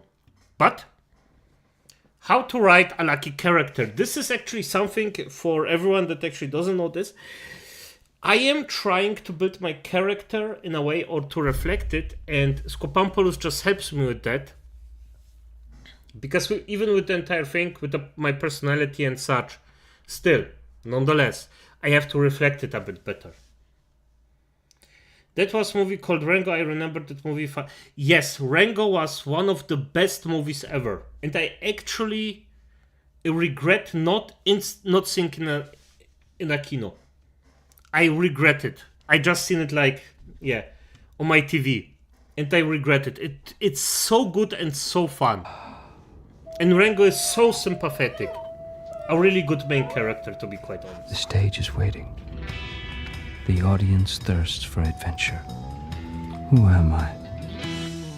There are two types of people in this world. Those who love the movie Rango, and those who haven't seen it since they were 9 years old. Because what was once bizarre and confusing to me as a kid is now much more apparently just brilliant. Each time I rewatch Rango, it gets better than the last, and I think it's because the writing is just so clever. Clever in a way that makes jokes not just witty, but also true to the characters telling them. Clever in a way that uses action, not just as spectacle, but also as a tool for its narrative. And by the way, yes, bulldogs are actually from nature protective dogs. Not aggressive, but protective, I would say. Because yes, I know bulldogs, most of the time they are fine. But the only way how you get a bulldog aggressive is by actually, mistreating or having him badly trained. Clever in a way that positions its villains as real, threatening challenges, and clever in a way that develops its lead character from fraud to hero. All that's to say, there's a lot to praise about Rango, and in this video, we're going to cover it all. Yeah, there is a lot of to praise about Rango, and I hope he mentions everything, because... Once called the Rango, kid movie legend. equivalent to a Tarantino picture, Rango hit theaters under the guise of family entertainment, which might have been an unfortunate mistake. Because while it certainly passes the 2010s genre requirement of animated talking animals, what's truly indicative of Rango's genre misnomer is its humor. Barring about 3 fart jokes and some slapstick violence, the comedy in Rango is surprisingly mature. The rapid firing of jokes can make some easy to miss. Oh, I remember that scene. This is... the poor thing. But it was actually quite touching, if I'm gonna be honest. And cats are just assholes. Now, cats are also very, very loyal. But they prefer peace. If you act peaceful, the cat will also be peaceful. Rango is surprisingly mature. The rapid firing of jokes can make some easy to miss, which results in catching new ones every time I watch. That audience is quite responsive. Yeah, well, I think that chromosome pool's about dried up. It also rewards cultural awareness, giving more in-the-know audience members plenty of different references to chew on. Like this cameo from a previous Johnny Depp character. It's your turn to drive. This reference to the Wizard of Oz. Did you see that? And plenty more. But what I really love about the comedy in Rango is how it's grounded in the world building. Is it ridiculous? Yes, but it works so well because the characters are inherently ridiculous too. The townspeople of Dirt are distinguished by their exaggerated destitution, helpless... And I mean the name. The name of the town of Dirt. Come on. It's already so ridiculous when you say everything is in exactly that vibe. It just goes through and through exactly in this freaking vibe. It's beautifully done. Naivety and an honestly charming ignorance. It's a puzzle.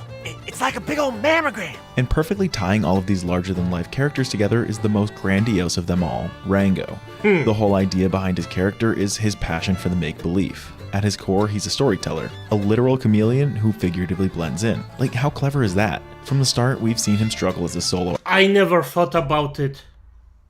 I never thought about it in this way. Scopampoulos just blow my mind. True. Damn. So the Armadillo Roadkill, yes, by Alfred Molina. Alfred Molina. Wait, give me a second. Let's see this. So the Roadkill. Thingy bop. The Roadkill Armadillo. Hey. Where's my stuff? Come on. Oh, really? Damn. Well, fair enough. Nice. Okay. Learned something new here. Nice. Actor. Thank you. Yet, finally, in the town of Dirt, he finds castmates. But unlike the townfolk who actually live the bit, Rango instead lives for the bit. Any bit for that matter. And when you surround a hyper-aware character like him with hyper-oblivious characters like them, well, it's like finding water in the desert. All movie long, Rango hilariously parodies their grim realities with his embellished fantasies. Utilizing your well-developed ingenuity. No offense taken. So which way do you think they went?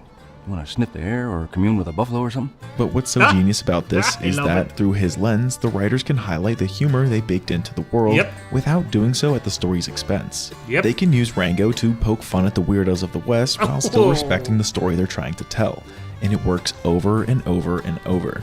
In this regard, he's essentially the Western version of Deadpool. But on point. This is exactly what I said. all those years ago, I compared Rango to Deadpool, and I still standing by it. It is actually on point. I love it. But if you ask me, Deadpool's the superhero version of him. And while we're on that note of Deadpool, Rango also has a sort of unkillableness to him too. But what if I told you that this, and this, and this weren't just coincidental plot armor, but instead all carefully thought out action sequences with real narrative weight?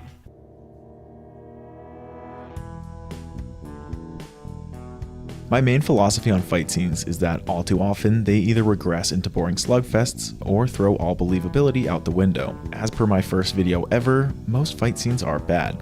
A good fight scene, however, will establish in-world rules to help set up a narrative, or at least use clever and believable tactics and strategies. If we're really lucky, it'll actually do both. And I'm here to argue that in Rango, throughout each of the main action sequences, they consistently deliver on both fronts. But it might not appear that way at first. Let me explain. This here is my fight spectrum, a chart I made to help identify what any given fight scene should include. I have an entire series of videos that gets into the nitty-gritty of it all if you're interested. They're probably why you know my channel in the first place. Yep. Anyway, True, and because of the horse thing. Because, I'm gonna be honest, I find the horse thing way funnier than his real life face. Than showing his real life face. It had something sympathetic about it. But hey, it's his channel, he can do as he wishes. At first glance, it seems like Rango goes directly against my core principles. Let's take the first action sequence for example, Rango vs. the Hawk, part 1. In hindsight, we know that Rango wins because he makes it out alive. And because of how lopsided the matchup is, we know that in most instances, Rango should have lost. So according to the chart I made, this is a David vs. Goliath fight, an underdog story. Meaning for it to be a good fight sequence, I want Rango to win based on strategy, not luck. In part, he kinda does. The way Rango maneuvers around the environment and takes advantage of the surroundings is a big plus in my book. It's a believable way for him to even the odds. But the Hawk, and it's a mix of luck and strategy. So that's, I personally like is still a significantly more capable opponent. She's smart enough to know she can shatter the bottle if she scoops it up and drops it from the sky. This is where the fight takes an interesting turn. Rango should be dead to rights here, but by some stroke of incredible luck, the bottle lands on the toad that he had met just prior. This toad ends up being the Hawk's meal, and Rango gets away scot-free. So according to my philosophy, the fight was bad because it cheaply relied on luck, right? And plus, as you said, the swearing must... Yes, I think that the swearing in this video was, or in this movie, in Rango, it wasn't like edgy, it was more of it was fitting. It was fitting to the entire movie. It wasn't overdone. That's what I think. Well, not quite, and I'll soon explain why. But let's put a pin in that note on luck while we check out the next action sequence. In this second fight, the Hawk comes back for Rango, and this time, only one of them is making it out alive. Another David vs. Goliath fight, but maybe this time Rango will find a clever out for the kill, right? The two break out in a wild chase around town as Rango scrambles to find any form of shelter. Funny enough, the townspeople see it backwards, thinking Rango's the one doing the chasing. Once again, Rango cleverly uses his environment to his advantage in this awesome vending machine scene. But once again, the Hawk is too smart to lose.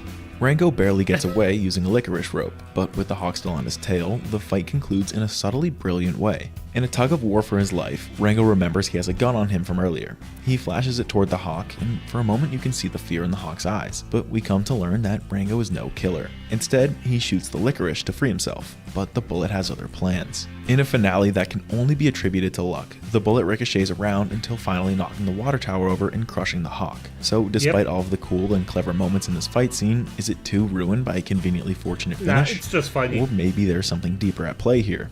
Dare I say, maybe luck is the point. As they say, once is chance, twice is coincidence, but 3 times makes a pattern. So let's check out the next action sequence to finally get to the bottom of this. For the 3rd time in a row, we have a David vs. Goliath matchup. This time, it's Rango and the posse versus an entire army of moles. In this clearly lopsided battle, surely this time Rango will win from carefully calculated tactics. Well, actually, the complete and utter opposite goes down. In this sequence, the writers deliberately make it as fantastic and ridiculous as they possibly could. Remember how I said Rango parodied the Western reality with his theatrical fantasies? Yeah, he does it again here in the complete heat of battle, yet he effortlessly, and I mean effortlessly, takes down his pursuers. From dynamite landing in his hands, to riders catching him every time he falls, the writers couldn't have made his victory more convenient if they tried. But I think that's because they did try. They intentionally piled up these undeserved victories for Rango because with each feat, his lie grew bigger and bigger. With each miracle, he only dug his grave deeper. This is why I say these action sequences were carefully thought out. Luck isn't a cop-out, it's the point, because it amplified Rango's status as a fraud. This is because Rango isn't a movie where the hero is conveniently untouchable for the sake of lazy writing. Instead, like the mariachi band warned us from the start, it just takes the right villain to be the one to kill him. Yep. But before we get into why I think Rango actually died in this movie, I want to announce that I'm officially trying to beat Mr. Beast this year and become the most subscribed channel on YouTube.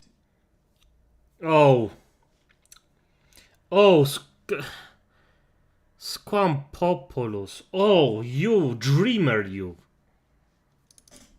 But hey, sub to Squampopoulos. Please do it. If you actually managed to do it, perfect. I'm already pretty close, so I think if everyone watching right now subscribes, and that includes you, Michael, then we'll probably catch up to him in the next month or so. Also, hit the like. Yes, Squampopoulos. It's this guy is basically a YouTuber that explains how movies work, or how a lot of the times how villains work, what he thinks about it, as he does here. It's, in my opinion, a very good character read how certain things in movies work. And he does a very good job of actually explaining everything. You're gonna have... wait, I'm gonna give you a link to his channel. You can then actually just look it up for yourself.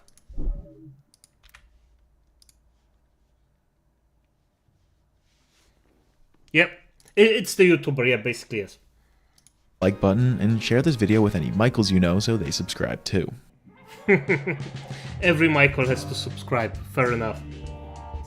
While grounded comedy and thoughtful action scenes are both big priorities on this channel, an equally important criteria of mine is the effectiveness of a story's antagonists. For this, I have an entirely separate chart and sub-series of videos to go with it.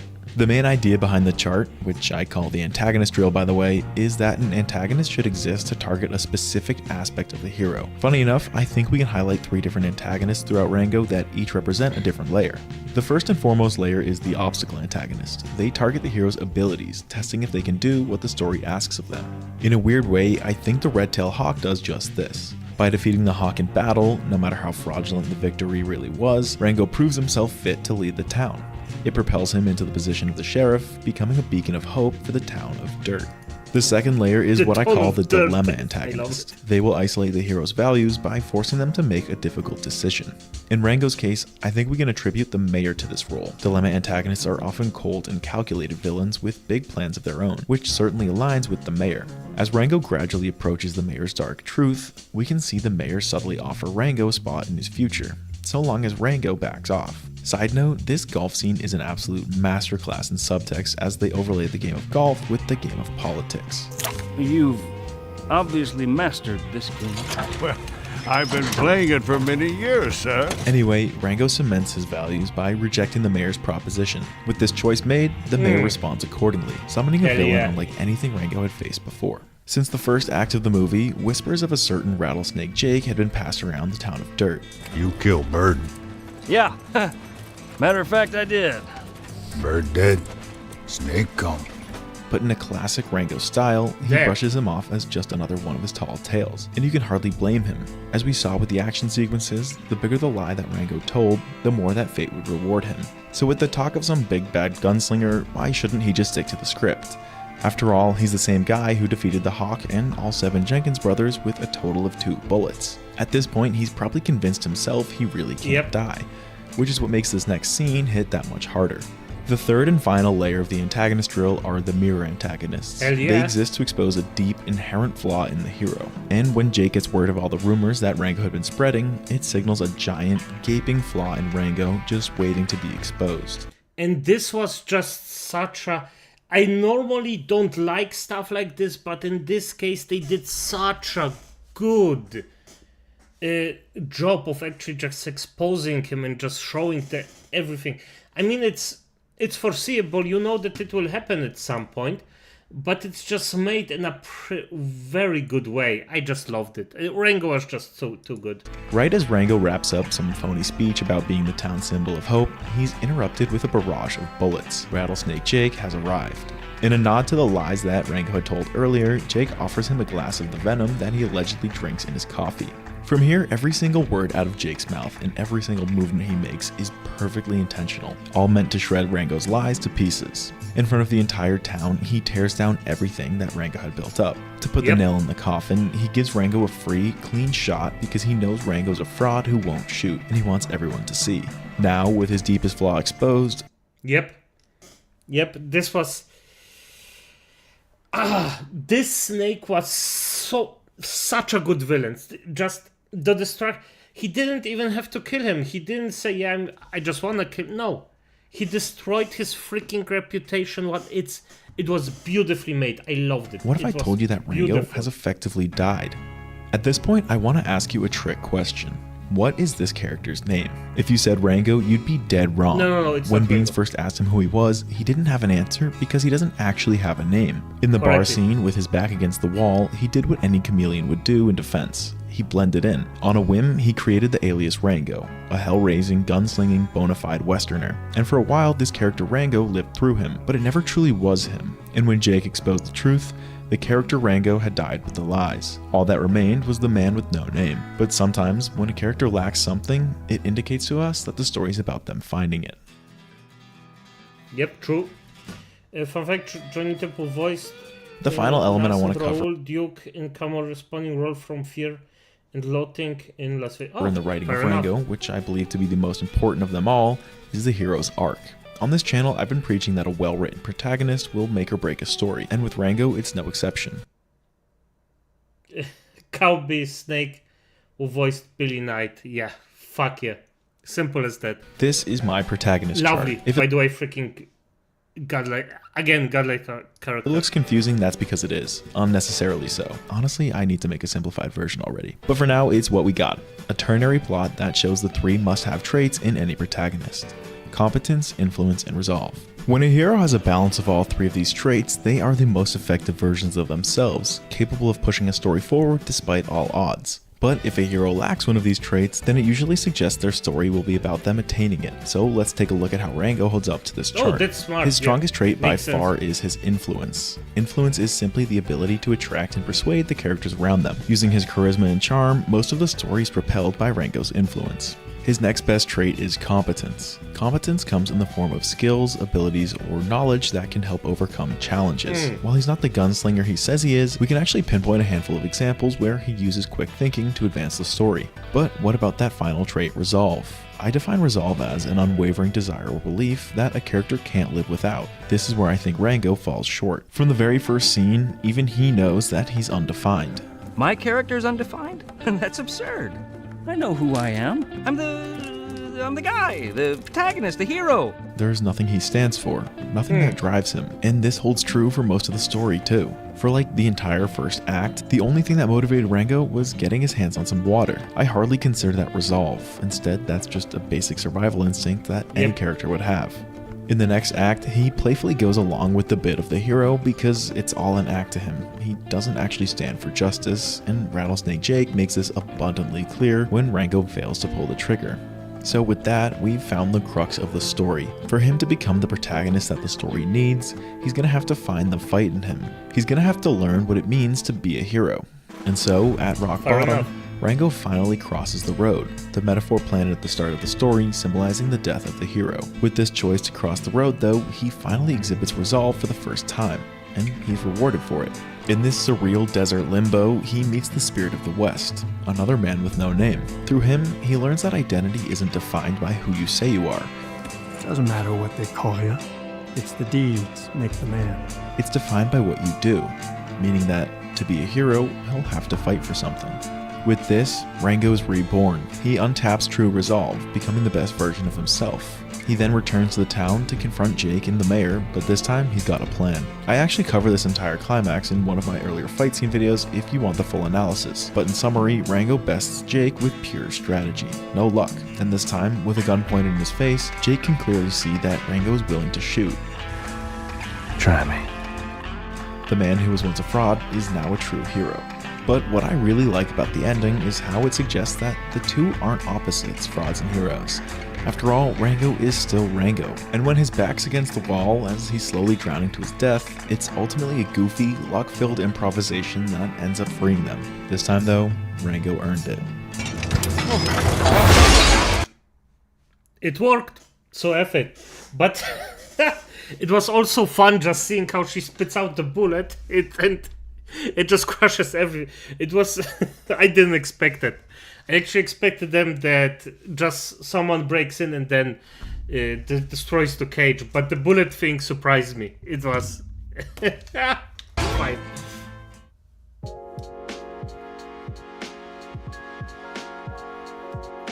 So that's my full in-depth analysis on one of the most underrated movies of the last 15 years. If you like this type of analysis, let me know what other movies you want me to give my full attention to. This type of video is a lot more sustainable for my channel because I can't come up with new charts and criteria every time I watch something. So if... Why would you? I mean, you could just... Squampampulus is also a bit freaking new to YouTube. So, and he grew extremely quick, by the way. He grew freaking extremely quick, and I am very happy for him. And the thing is, he actually doesn't have to. He has his criteria, and he can go for those criteria no matter what. So, okay. Beans for voice, Isel Fisher. Beans for voice. Oh! Good. Yes, Kopampoulos, just a freaking legend for now. Like, he found a freaking thing on the internet, he actually mastered it, and did it in a way where it's just... good. It's just freaking good, honestly. And I hope that he grows and continues to grow, because I'm gonna be honest, he deserves it. To grow quick and just make a good buck out of it. But yeah, this guy, the first video I saw, instantly liked him. But as I said, I still stay. He shouldn't show his face.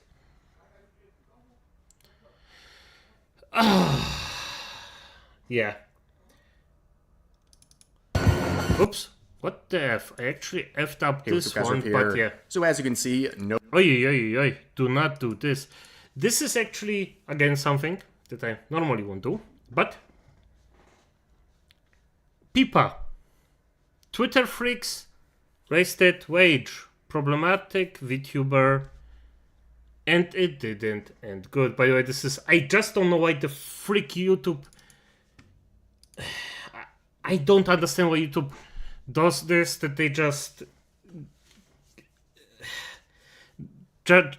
give me everything in freaking German.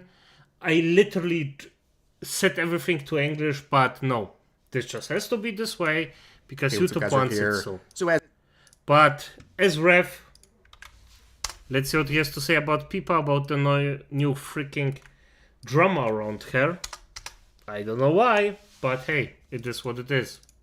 As you can see, no VTuber model for today's video. I'm currently traveling and using the good old potato-powered laptop that can barely handle... Hell yeah, potatoes. Taste good and can power freaking laptops. Hell yeah. This setup right here. But oddly enough, this is relevant to today's video. That is having a poor quality laptop, but we'll get into that in just a second. So, as you can see, we're going to be talking about some more VTuber drama, specifically people seething over VTubers and providing free content for people like myself. Good. Today, it involves Pippa. It's been a while since we talked about Pippa, but one of her recent tweets really set off someone, and it's hard to believe this is the tweet where she shared a video showing her setup, and it's glitching out. Browsers are flashing on and off. There's lights flickering on the screen, and she says, "Why is it doing this?" Now, I can relate to this on a spiritual level. The potato laptop I'm recording this on, there are lights flashing, there's random multicolored lines going across the screen. You can hear it hissing a little bit in the background. It overheats very easily. In fact, it overheated so much a couple trips ago that the glue melted off of the one side of the screen. What the That's why I hate laptops, by the way.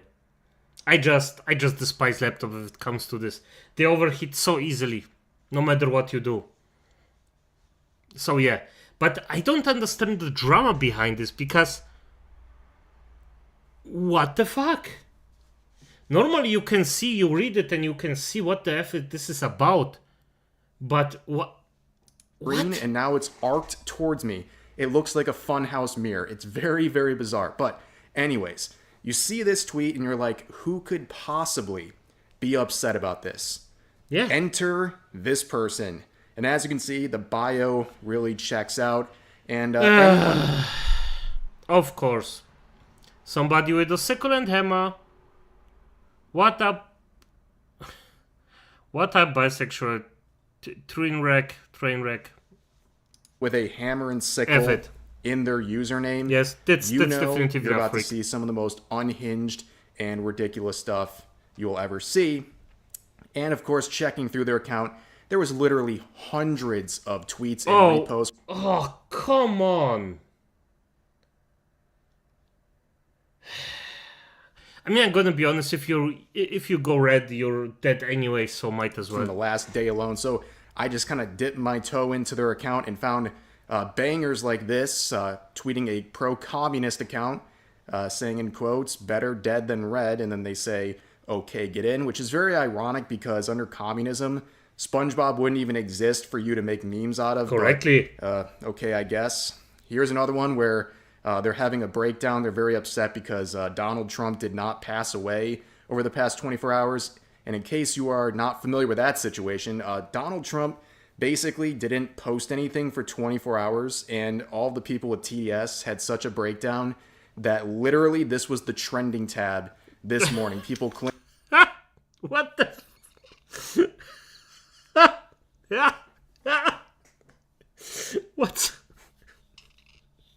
What's wrong with people? What the fuck?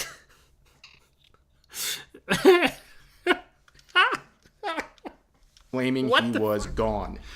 And of course, turns out he was just like getting ready to go golfing. So all these people who were celebrating the potential demise and throwing parties and stuff like that, they look not only stupid, but they look like sociopaths who are they do. Like they do, fair enough. Throwing a party over their political opponents possibly going away. But anyways, they also reposted this pretty insane stuff. A tweet explaining why Hamas is not a terrorist group. What the frick are you about? Hamas is a terroristic group. What? The United Nations has never declared Hamas I don't care. They literally off people for their freaking religion. It's... If somebody believes this, they're... what is this, a Hassan? They don't live in They reality. now have confirmation. But yeah, that's some pretty unhinged stuff. I think you get a little sense of their commie LARP they're doing here, but they hate Pippa probably more than anything, and they've been kind of biting at her ankles for months now to try to get attention, beginning with stuff like this. For example, back in June, calling Pippa a right-winger, saying right-wingers are freaks. Pippa is a right-wing freak that should be deplatformed alongside Kirsha, Rima Evenstar, and False ID. Wow, banger recommendation list right there. 3 VTubers I would recommend wholesale. But as always, everyone who politically... I don't know False ID. But the rest? Yep, definitively. Would watch again. disagrees with this person is a freak and a right-winger in their eyes. And of course, you're getting called a freak by a person who's retweeting the most heinous stuff ever, wishing the deaths upon their political opponents, and also having that hammer and sickle in their username. Crazy stuff. But this was a tweet they made on the 29th. Almost got attention, saying, "Then please get smarter, Pippa. because she said, do you guys ever worry if you get smarter, your will to live will decrease? So they are hoping that she loses her will to live. But that didn't get any traction, 0 likes. But even if the likes are so irrelevant. So irrelevant now, come on. Somebody's wishing somebody else to freaking off them. Like, you have to be a gigantic... I mean, I understand it if somebody offed somebody else. That's the point where I understand that someone would actually wish that the same thing happens to the person. But otherwise, come on. Eventually, they would make a post that would get them the attention they are so desperate to receive, and attention they would get. They would say this, quoting the original post we looked at the start of the video, saying, "I hope your PC dies, you effing freak." Okay, that seems like a bit of a, not a measured response to someone sharing that their PC is... Yeah, definitively not a measured response for them. Going through some troubles, very aggressive, to the point where some people thought this was a joke. But based on the previous posts we saw, and their general nature, and also the future posts we're going to look at, they are not joking. They are 100% angry and seething about this, and people started farming them in the comments. It's very funny. So Smugalana replies with this saying, "You sure showed her. Can't wait to see this on Reddit so I can update it." That post would be, what is it, certified Reddit gold? Is that the metrics they use over there? That one would do numbers on Reddit. Hating on the quote-unquote right-wing VTubers, that's some easy likes over there on that echo chamber filled with some of the most insane people you've ever seen. But here's another reply saying, "I thought this was playful banter, but holy F, you're actually serious. You need to seek mental help. Making that post, then claiming to be a victim when you purposefully... trying to pick a fight, also openly being a Hololive fan as well. Sad, man." And of course, Hololive and Pippa are cool. And also on top of that, yeah, they're dead serious. And now they're playing the victim. So they pick a fight multiple times for months on end. And when they get the attention they were desperately seeking, now they're the victim. Yep. Not every single time you get attention you want it. But if you fuck around, you find out. It is what it is. I mean, why should... The thing is, I never understood. How can you have sympathy for the attacker? If somebody actually attacked someone to a, let's just say, good degree, not just to, like, saying them have a bad day. No, I mean, like... Trenfos literally insulted... and just attacked Pippa and basically stalked her. I hope that he finds out. Honestly, this just isn't normal. This isn't normal behavior, and we should freaking just ban those people because basically we need to. Amazing, but they say, "Yeah, I'm a Hololive fan, not a Pippa fan. I don't like outwardly right-wing edgelord VTubers," which you really lost me on that one. An edgelord. Your whole account is like promoting sympathy towards terrorist organizations, or expressing your sadness over your political opponents not dying, or wishing low-key threats, or encouraging someone to harm themselves, like we saw with some of the tweets about Pippa. Like, who's the edgelord here? I don't know. Seems like this is a lot of projection. And here's a response from Pippa in true fashion, completely own this person with a very simple response. Actually, it's a laptop with the nerd emoji face right there, and ratios them to the shadow realm with 8,000 likes versus their 400. And then the original poster says, "Oh, F off, smartass." Dude, this is the smoke you were looking for. Like, are you really that hurt? You're saying all these heinous, aggressive things, but at the end of the day, you get the response you were desperately seeking, and now all of a sudden, you're all upset. What happened? Well, yeah, because they tried to play the victim, and then freaking it's just, yes, of course, if you give them negative energy, you get negative energy back. How is this even a question or a thing that a human being doesn't come to the conclusion of? Well, they'll keep going. This person posted a meme saying this person has a hammer and sickle in their username while pointing and laughing at them. And then the user says, I see the freak has sent her brain dead fans after me. You asked for the smoke. Smoke you have received. Now stop complaining. Yep. But they go further, quoting themselves, saying, come on, can we get to 100 replies? So now they're asking for people to respond to them. And eventually they would add a second quote to their own tweet saying, the replies on this prove my whole point that she's a far-right dumbass. A lot of name calling, but not a lot of proof of anything they're saying, but that's to be expected with commie larpers on twitter.com. Commie larpers. That's actually an on-point analysis of the situation. Like it. Good. But yeah, they asked for responses, then they got responses, and now they're upset that they got responses. Pretty hollow stuff, but they would give examples of some of this dangerous attacks they're receiving.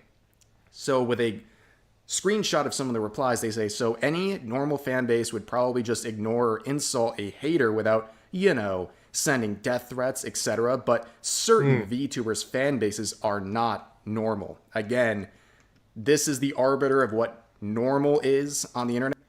Yeah, if we go with this, or if this freak actually should be the standard for a normal human being, then we're fucked. We are effed royally. And also unironically referring to themselves as a hater. You could just block her and not pay attention to her. But the examples they're providing of death threats, for example, I mean, this is what I'm looking at here. Calls Pippa a freak, follows Hololive, LMAO. And another one says he already did, not sure what it's even referring to. And then there's one saying she doesn't live in a communist country. She could just go get a new one instead of starving to death, referring to the PC having issues. 100% true right there. But here's, of course, their response again. They quote themselves for a third time saying, okay, it reached 100 replies. That's what I wanted. I'm muting it. Have fun, dumbasses. Wow. And I just noticed something too. They might have a hammer and sickle in their name, but they don't even have a blue check mark. They are quite literally doing this for the love of the game. They don't even have Twitter Blue to make ad revenue off of rage baiting. So they're just doing this purely for the love of the game, purely for attention. And there is something truly amazing about that. And anyone who says that they're... I mean, amazing. I would say respect for the freaking conviction in the entire thing, but it's nonetheless extremely stupid. Let's just be honest here. That's... what the heck? They're just genuinely really upset about it. And yeah, they're coping and seething. And they're still checking notifications and checking the posts and doing stuff like that. But at the end of the day, you have this Hall of Fame interaction. You could really just pin this one up on the wall, print it out, do what you got to do, because, you got someone seeking attention, they get attention, and then they cry. This is the classic Twitter content farming formula right before your eyes, ladies and gentlemen. But for now, that's going to do for this video. As always, feel free to share your thoughts about today's topics in the comments. Yeah, another day, another freak, another rare video. Just say it like this. It's funny to hear. It's funny to hear about things like this. But hey, fair enough. If you want this kind of attention, you get it. It's fair. But damn. It is what it is. Oh, that's one of mine. It's basically about the Warhammer 40. I should do Warhammer 40k more often. Just some things about it. Some things about Warhammer 40k that I just love. Or at least, well, it's at least not dying that hard as other things. Let's just put it like this. Call of Shame, but Catgirl using soft aimbot. Oh yeah, it's still going on. What the freak? I mean, let's know. I'm gonna be honest. Somebody cheating in a video game. I think I already seen one of his videos. But cheating in a video game at the end, I'm gonna say it as it is. I think that it should be bannable forever. If you cheat in a video game, you shouldn't play it, because at the end, if it's competitive, if it's a solo game, then I do not give a single F about it. But if it's a multiplayer game, yeah, that's shitty, but in the end, it's still a game. But I am actually quite happy that the cat girl gets shafted for aimbotting, because you shouldn't do that in a multiplayer game. That's just not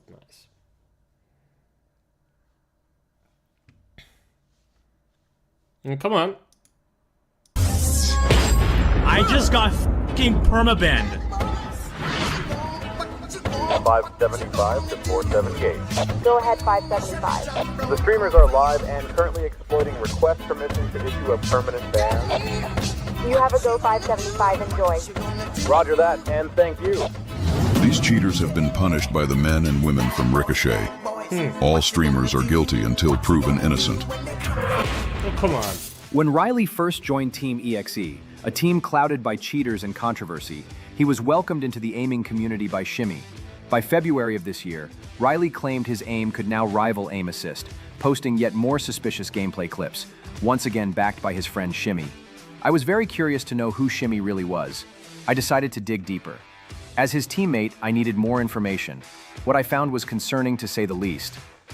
Shimmy himself had been banned from Call of Duty for cheating using soft aim. And for those that don't know, this cheat artificially adjusts a player's aim within a certain distance of the target, subtly pulling the crosshair toward enemy players once they enter the aimbot's field of view. Yep. It's, by the way, very hard to recognize in a quick game, so it's also decently hidden, so yeah. Can you remember in a recent video I showed this on Riley's gameplay with the little aim bubble? That, in essence, is how soft aim works, and I'll go into more detail on it later. But for now, I want to go back to Shimmy. Team EXE, or XE, whatever you want to call them, I don't really care. They had to make a public statement and admit he was using soft aim. And because the situation was so public, they really had no other option. He eventually admitted to cheating, knowing the game was up. He claimed Clara had given him the cheats, and that he only used them once, like they always say. Yeah, of course. But I would say that the amount of times used is irrelevant. The punishment should be permanent.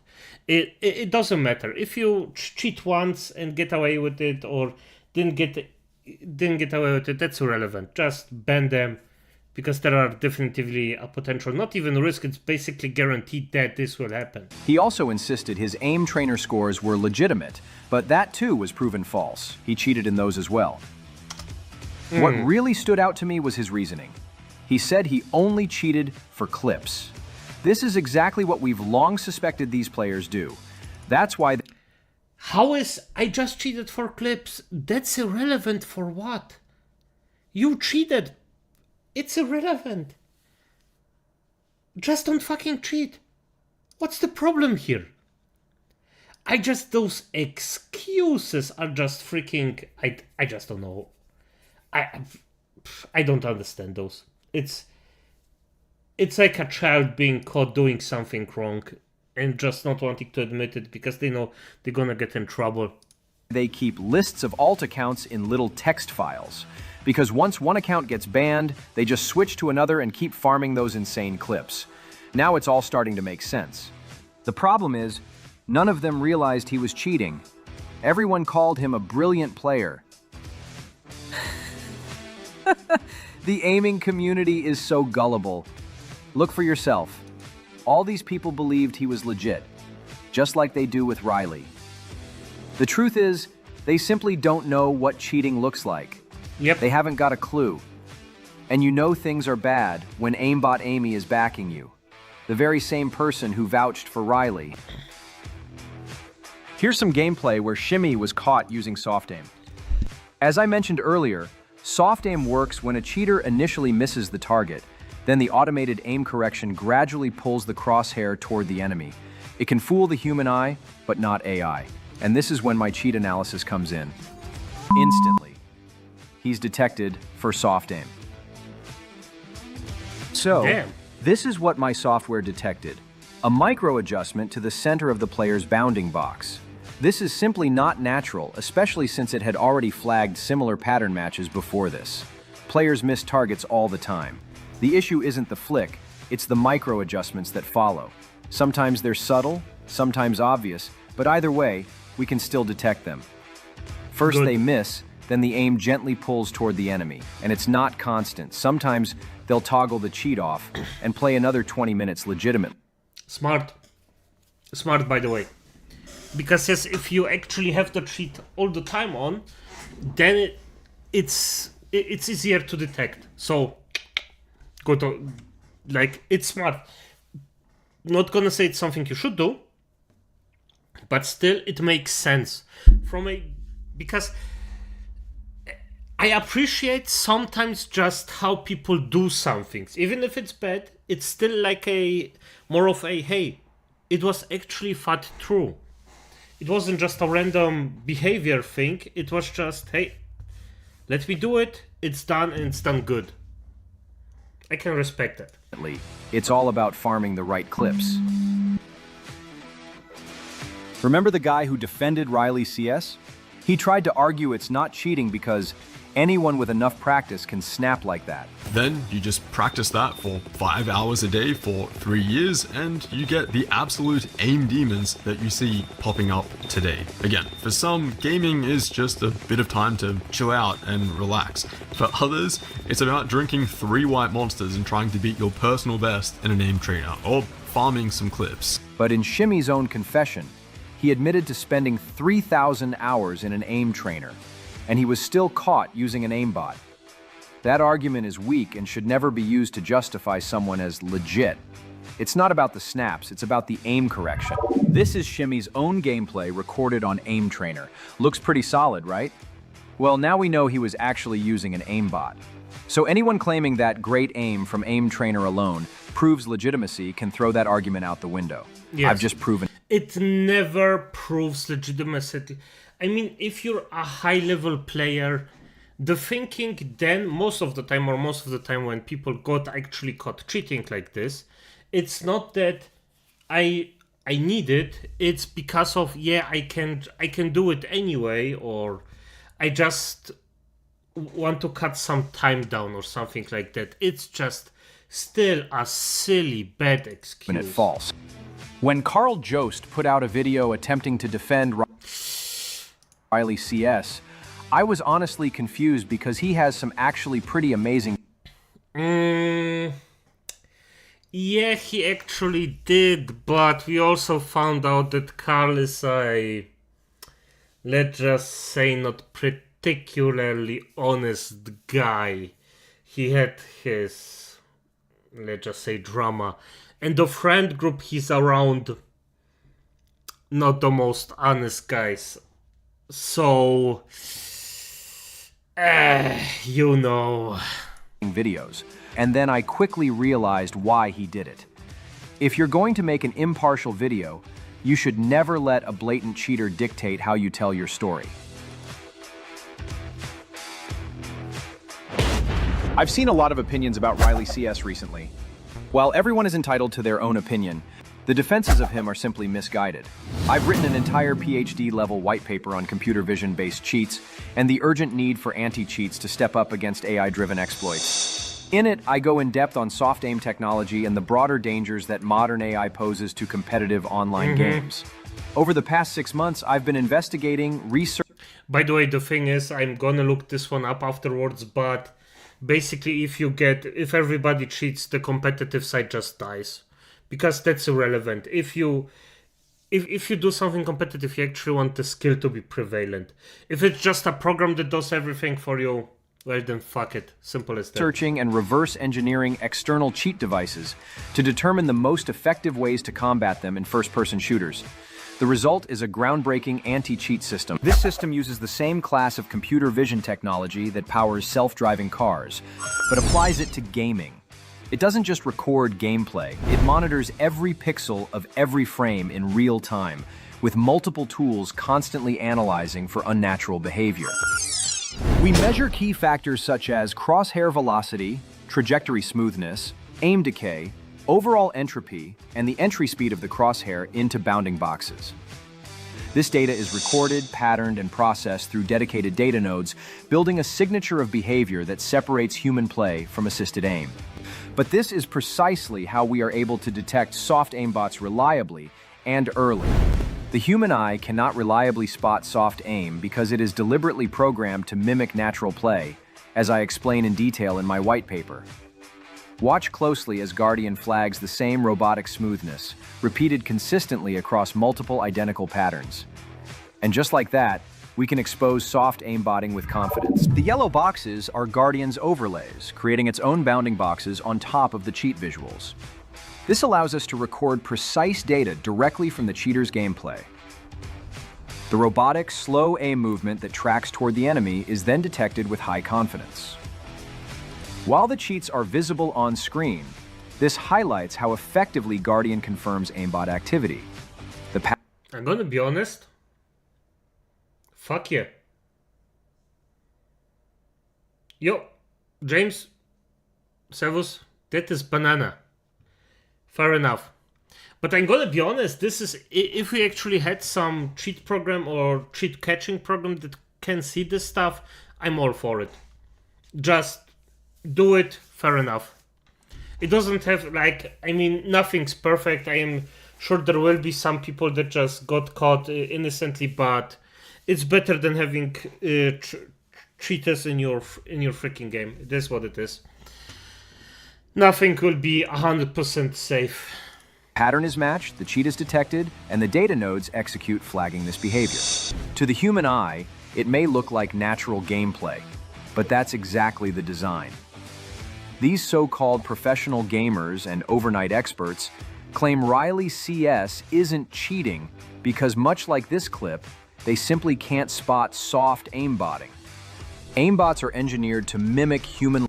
Yeah, I mean, as I said, it's just freaking... Yes, it's hard to spot, even with a really good eye for it. I mean, I specifically actually...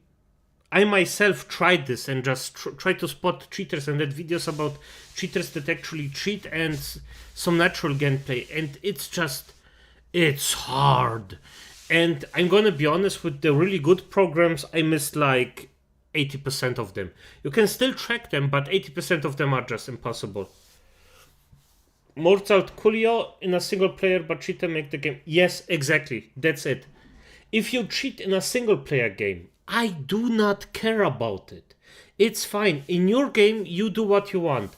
But if you're doing it in a multiplayer game, that's where you should get permanently banned and shafted for it. Because no, as soon as you just push around other people, that's where your freedoms stop. So yes, no. Like behavior, and they have no idea what they're really looking at. It's built to evade the human eye, and they fell for it. Yes, it is, and it's built good. And does a very good job. Now that you've seen what soft aim looks like, let's compare Riley CS side by side with Shimmy. But I'm going to use the actual gameplay that got him banned. The gameplay is identical. The same snap behavior is there, but let's be clear, the snap itself is not the cheat. The soft aimbot is the mechanical auto-correction that takes over as the crosshair nears the target.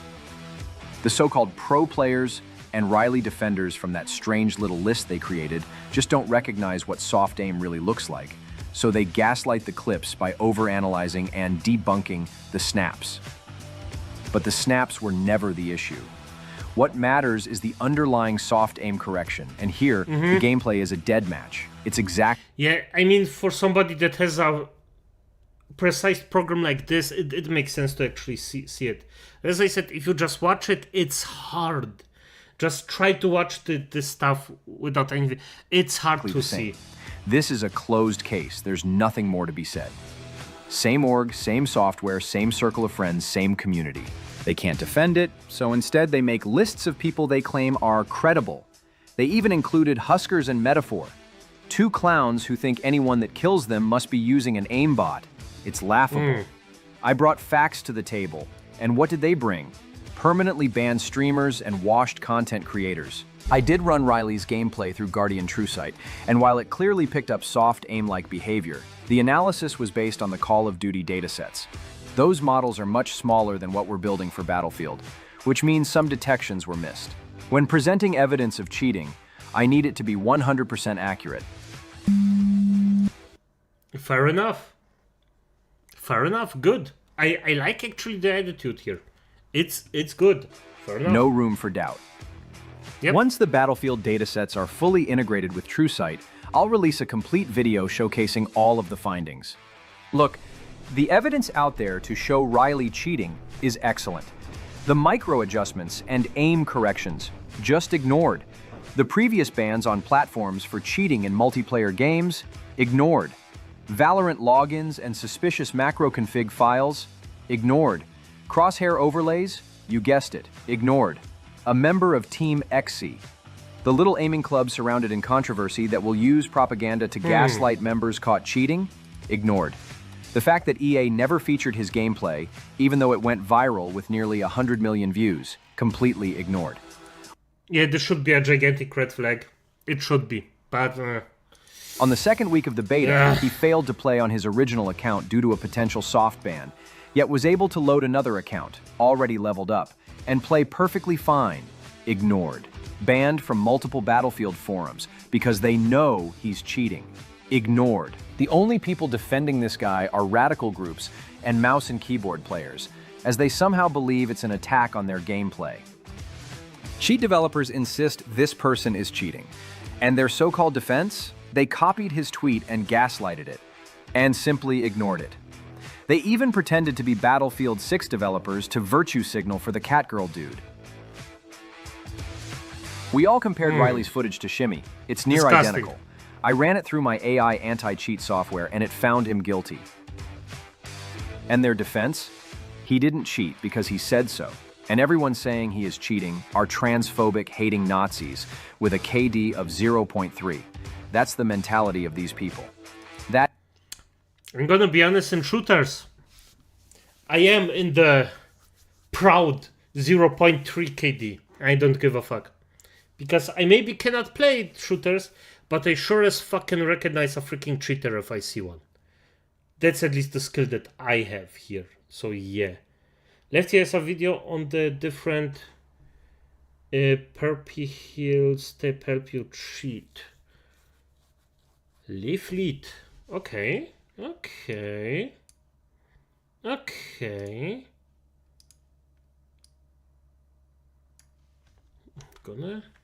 After this, I'm gonna hopefully. That is their defense, and it's diabolical. I find Riley CS guilty. Game over. Please be sure to like the video, and I'll be sure to keep you all updated on any new developments. Fair enough. Fair enough. And I mean, you see that the guy does a bit of an AI thing, but I'm gonna be honest, as long as it's actually done well with some heart in it, I don't care that much. It is what it is. She caught me on the counter, wasn't me. She caught me in the bathroom, wasn't, cause I said I didn't cheat. Yes, exactly. That's the freaking thing. That's the argumentation.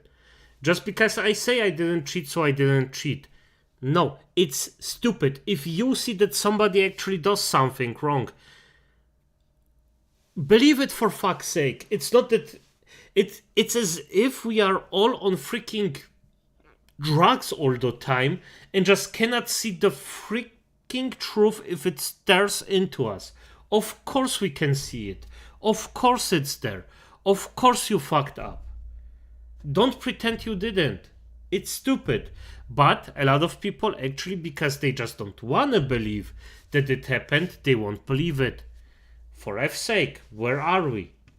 But hey, it is what it is, I guess. So let's look in the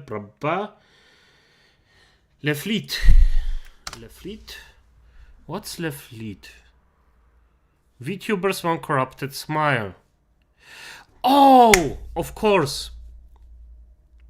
Good. I forgot it. Thank you, because I actually have to do their stuff a bit more often, because they are actually quite fun.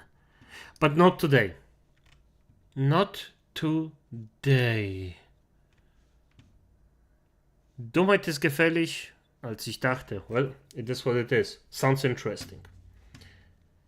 Good, let's just... Give me a second, acolytes here. I just have to do this. Then do this. Ah, yeah, that's just a voice actor. Yeah, by the way, I found a freaking thing about my... where I can see some nice stats about my YouTube channel. That's something new. I didn't even know that this exists. And I am very happy of actually finding out that those stats exist. Nice. You can see here the entire year monthly gain, SB rank, C grade, the total greatest survival progression of the Social Blade rank. I don't even know what Social Blade is. To be determined, category rank to be determined. I don't even know what this is. This spot is shared with your autos creators. There's currently your entire position. It's pretty interesting how the freaking thing actually does. Yeah, that's... not even close. Not really. Yeah, fair enough. Yep. What's this B thing? The spot is shared with other creators that currently in a higher position. Yeah, that's fine. I mean, still a... Best slime girl. Yep. It is. And this is like... this entire thing is actually quite... nice. Like this information, this is something I need. And by the way, I actually understand this freaking grade or this total grade survival response of the Social Blade rank SB rank based on the ranking against our whole database. I just don't know what this is. I just have to look a bit more into it. But if it's some kind of thing where you just say, ah, yeah, this is how popular the YouTube is. I mean, I am a reaction YouTuber. The people don't like me initially, so it is what it is. What the freak was this? The animal not safe for school. Oh yeah, that's a new for National Geographics, but I'm not gonna do it right now. Already did our orangutan thing. Quite happy about that. So yeah, this just looks, by the way, disgusting. So yeah. Yeah. Good. Nope, just did one. Hirohei. Oh, correctly. This was because of a crossplay. A freaking guy got shafted because of a crossplay. F me, I guess. This is disgusting. But we're gonna look this one up. And after this video, I'm actually gonna stop streaming because I'm... Oh, this is... I'm gonna be honest, acolytes here, this is actually quite... not hard. It's exhausting. Because probably one of the things is I'm not used to it. But talking this much and I am already like over 2 hours on the video grind fest. So yeah, 2 hours in or over 2 hours and I am exhausted because of talking all the time, so there's that. But hey, let's just start. All the craziness occurring over in the UK. Well, we've been talking a lot about all the craziness occurring over in the UK, to say the least. Yep. And the craziness is getting worse. For those who don't know, they actually started to, well, just mesh flags everywhere. So yeah, there's that. And they are getting, well, taken down for no freaking reason. But now we've got a crossover with the anime community and the craziness going on in the UK. I gotta say, guys, this is a crossover I did not see coming. Dexerto reporting a 16-year-old in cosplay was arrested near Chelsea Football Stadium, that being in London, and I'll show you the map in a second. Very important to what ultimately... Wait, was this the Helsing thing? Is this the Helsing? Are those the Helsing soldiers? Or is it Umbrella from Resident Evil? I don't remember. The guesswork is pretty generic and I don't remember what this is exactly. Umbrella. Okay. Umbrella. Yeah, Umbrella. It's the Resident Evil thing. Hank. Oh, it's Hank! Damn, I forgot Hank. Hank was such a freaking legend. I love Hank. I loved Hank. Damn. What was it? Resi 6? Where you could play him? Hank. Hank is such a freaking nice character. I love him. Really happened here, and they say, after being mistaken for a suspected shooter due to his imitation gun, it's believed he was traveling to the London Anime and Gaming Con taking place nearby. And we can see this is clearly a Umbrella Corp Resident Evil costume cosplay. Yep, you got the Umbrella logo on the side, the firearms, got the orange cap and all that. Seems to be a prop weapon. Yep. And some are saying this is Hunk from Resident Evil. I always forget what that dude looks like because his outfit's so generic. But yeah, I mean, this seems to be a cosplay. And here's the cosplayer. Yeah. They got this 16-year-old on the ground. They are treating this cosplayer more harshly than they treat many illegal migrants in the UK who are Oh, not just illegal migrants. Literal criminals that actually molest children. They treat way better than this dude. It's not even close. Like, you wouldn't see an illegal immigrant on the ground like this, with a photo like this in the UK. You wouldn't. It's just not a thing. And prove me wrong. Just prove me wrong and find one. Literally preying on women and children. If I wasn't too lazy, I'd make a meme of like migrant preying on women and children. I sleep, cosplayer, real you know, like that. That would apply here very well, I think. And it gets way crazier because they follow it up by saying police are still holding the Resident Evil cosplayer in custody for suspicion of an imitation firearm. If it's ruled that his weapon looked too realistic, he may face criminal charges.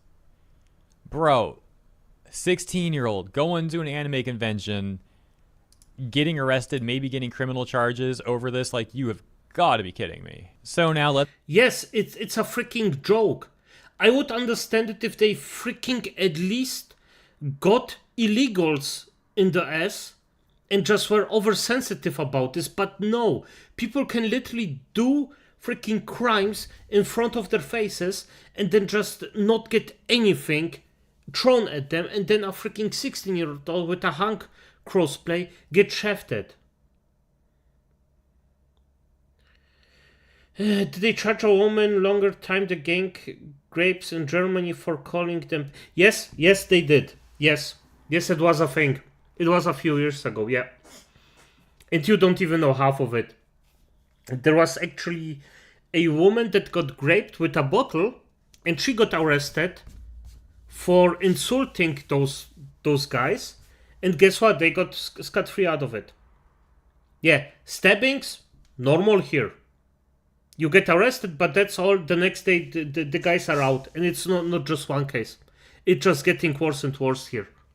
It's you can get freaking offed here in Germany, and if it's of immigrant, nobody cares.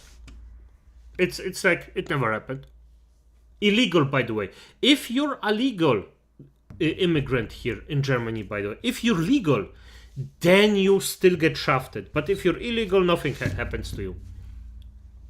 So yeah, it's just sick. By the way, I am myself a legal immigrant, so yeah. It's so freaking. Let's hop over to askthepolice.uk. Ask the Police UK. Question, can I have an imitation firearm? And answer, this will depend on the circumstances, they say. It's an offense to possess an imitation firearm in a public... Yeah, just the circumstance is if they like your face or not. It's bullshit. Place. Unless the person can prove they have lawful authority or a reasonable excuse. It is also an offense to manufacture, import, or sell a realistic imitation firearm, or to modify an imitation firearm so that it becomes a realistic imitation firearm.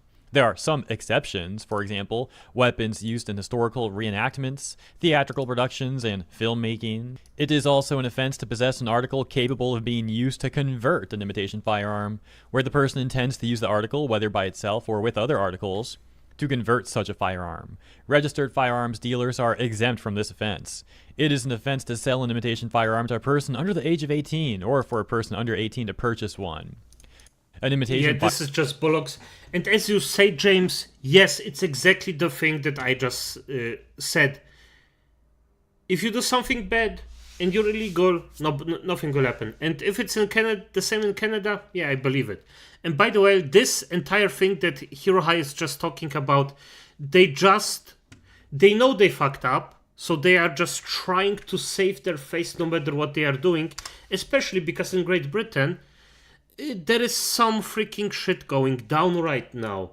And I hope that they will actually, well, let's just say, how was it, but that's an old, get down with the sickness. Let's just say it like that. Firearm has been defined as anything which has the appearance of being a firearm, whether or not it is capable of discharging any shot, bullet, or other missile. So could include toy guns.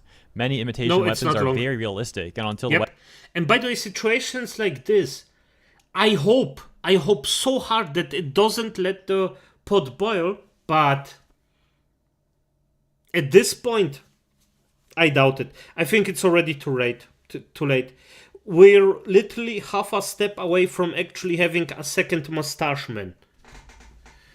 And incidents like this with this crossplay, with this poor fucking crossplayer, yeah, this will just... It's just just taking an entire canister of oil and just throwing it in. The poor guy. Weapon has been seized. It is difficult to ascertain whether it is genuine or not. This doesn't sound good for this poor 16-year-old dude. What the frick? All calls to police involving firearms are treated as if it is a genuine firearm, so be aware that if you do wave an imitation firearm around, you could find yourself surrounded by firearms officers pointing real weapons at you, which you seem to have learned. Now look, I'm an American. To me, reading this stuff, this sounds pretty crazy, but if you live in the UK and you know this is how strict they are about this stuff, I suppose you can fairly say that, yeah, some of the responsibility is on this 16-year-old. He had any character he could have cosplayed. He picked one that puts him at risk for this stuff. But at the same time, bro's a 16-year-old just trying to go to an anime convention who happened to pick the wrong cosplay. Hopefully they don't treat this guy too harshly. Even more so because... No, I would disagree with Hero High here. He literally, even in Germany, and I know in the UK it's basically the same, he had this little orange pimple in front of it. The police can go to him and ask him if this is a real one, but they cannot treat him as they treated him. This is just not a thing because of the pimple in front of it. It is in the way of, yeah, being okay, especially if you explain to the police, I am going to a freaking enemy convention. Well, la-de-di fucking da, of course. Damn. I mean, I would, in the UK specifically, I would understand this reaction if it was a knife, or a weapon, or an axe, because that's normal there. That's actually how they do stuff there. That's actually something that's a danger in the UK. But this, come on, it's just pure bullshit. Because as I mentioned at the beginning, there are far more important things that the police in the UK should be concerned about that they're really not concerned about at all. But let's take a look at this really quick. Breaking. It appears by his own social media posts that an illegal immigrant staying at the Bell Hotel in Epping, recording the protests out the window, also has many posts of him with heavy firearms. We've got a 35-second long clip, but really quick side note as well. If you saw my video yesterday about the protests in the UK, you know that a lot of the ones we talked about yesterday were occurring right here, at the Bell Hotel in Epping, given a recent judgment to allow these illegal migrants to stay in this hotel, particularly after one was caught doing a terrible thing to a child. That's all the phrasing I can use here, given the platform that we're on, but I'm sure you get... Yep. And by the way, the hotel is better than most houses of normal living freaking things. It's just insane. Arch talks about a movie called Look Who's Back. It's about the painter coming back, and yet it seems like a neat premise. The movie that Arch was actually talking about is a comedy. And it's extremely funny. So yeah. If I don't actually, because there are two movies about it. The one is actually something, it's still a funny thing in the direction of being funny. And the other one was actually how the mustache man himself would react to stuff like this. Or about the entire thing, he'll basically just keel over and, well, go back to the piece he had. You get the point that I'm making, you know, horrific stuff. And so there's been tons of protests about this, and that's some additional context to the clip that we're about to take a look at. And of course, if you want more info on this, consider watching yesterday's video if you missed it. Now let's watch this 35-second clip. You guys are just recording it. Okay, so that dude seems to have been recording that outside the hotel, and here's the rest of his social media account. And apparently, oh yeah, yep, there we go. I was going to say, apparently we're going to see some firearms in a second, and before I could even finish my sentence, they are right there on screen. Yep. Yeah, something tells me these are not imitation firearms. So, as they currently got a 16-year-old in custody or so, it seems, over his hunk cosplay and the toy he brought, you got dudes like this just holed up in hotels across the UK. Yep. And I do say like multiple people, or I make the implication about multiple people. Yep. Exactly. And why aren't they? What's the difference between those two groups of people? The one that got arrested and the one that didn't get arrested, although doing way worse. Guess what? Because guys, I've seen more than just this post of illegal migrants in the UK bragging about having firearms. Case in point right here, asylum seeker shares videos of guns, then evades Home Office entry checks. Home Office being the part of the UK government in charge of things like immigration. The caption on the bottom reading, an asylum seeker who recently arrived in the UK and is being housed in government accommodation, shared multiple social media videos of weapons from Yemen, the iPaper has discovered. The footage has raised questions about how people coming to the UK on small boats are being checked by officials when they arrive in England.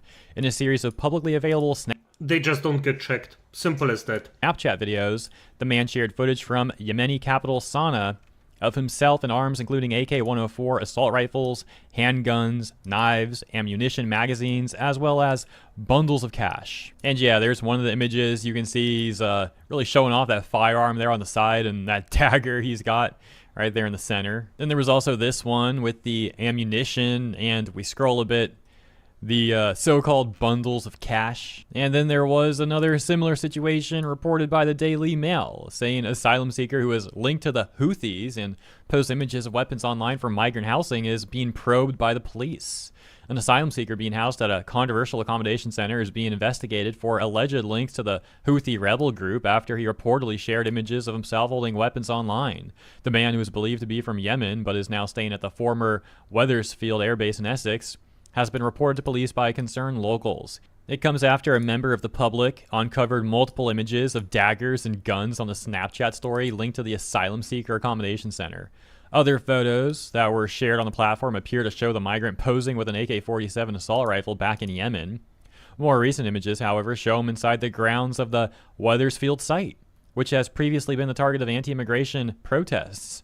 The man also shared a screenshot of a conversation in Arabic on the account where he appeared to set out his plans to cross the channel from Calais to Britain by boat. Essex police told the Daily Mail that they had visited an individual living in the Wethersfield area over the posts. The Home Office also said they were aware of this individual and that appropriate action had been taken. Yeah, the appropriate action of paying him. Yeah, by doing basically nothing, paying him a home. Oh, this is disgusting.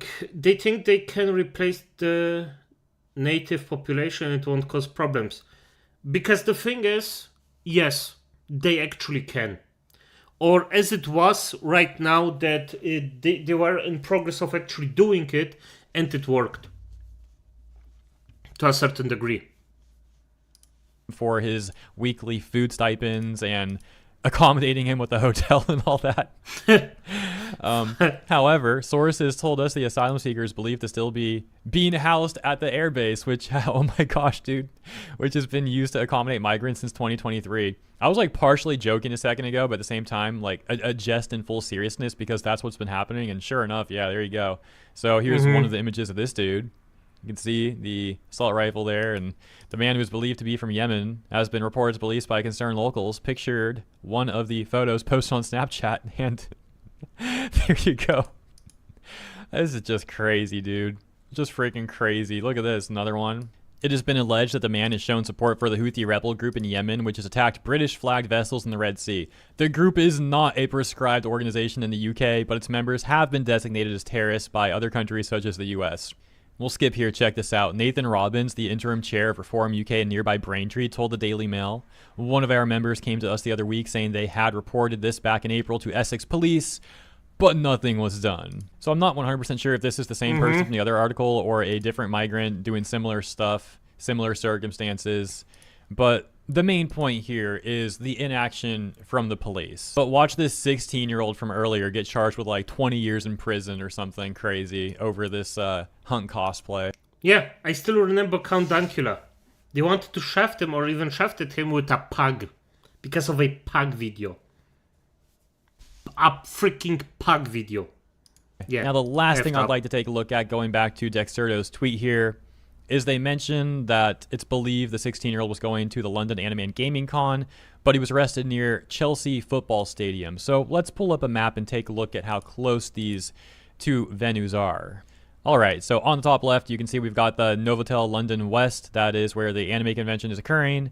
And then all the way in the right over here, oh, my cursor's not on screen, dang, I don't know why it's not popping up. But on the right is the football stadium, and it's about 2.5 miles away to 2 miles away, depending on which direction you take. And this is a completely reasonable thing for someone going to an anime convention, like a completely reasonable distance, I should say, rather. Oftentimes you see people maybe staying a few miles away from the convention because hotels are less expensive in that area, or they got like an Airbnb or something. So like obviously mostly it would be like more convenient to stay right next to the convention, but it's a lot more expensive. So there is definitely a chance that this person was staying a few miles away, closer to that football stadium, and then was going to Uber to the convention or something like that, you know. Also keep in mind, I don't know exactly where he was arrested and like this exactly went down, but this is like the general idea. And the point is, you can see that these two venues are not that far from each other. So in my opinion, yeah, it's very likely that he was on his way to the anime convention. Anyways, that's really all I got to say on this. Yeah, and the thing is, it's just disgusting behavior. It's just why would you do this to your own population? It's just not even. Please, for fuck's sake, arrest the criminals that are going around and making everything kaput. Not a fucking cross-playing child. Ugh. I have a friend from the United Arab Emirates who is going to leave because he doesn't like the road people taking over Canada. Fair enough, as he should. Yeah. Good. Fair enough. Canada is also like... It sounds like Canada is also like a freaking freak state that just supports those kinds of people instead of actually punishing them. I cannot watch videos like this. I'm just getting cooked up. Ugh. But hey, at the end, it is what it is. And Acolytes, by the way, thank you for watching. Good night. James, thank you. QB, Shadowmaster probably also. I just, the actual thing where you can see everything on the video just doesn't work properly. Yeah. Just good night. Peace.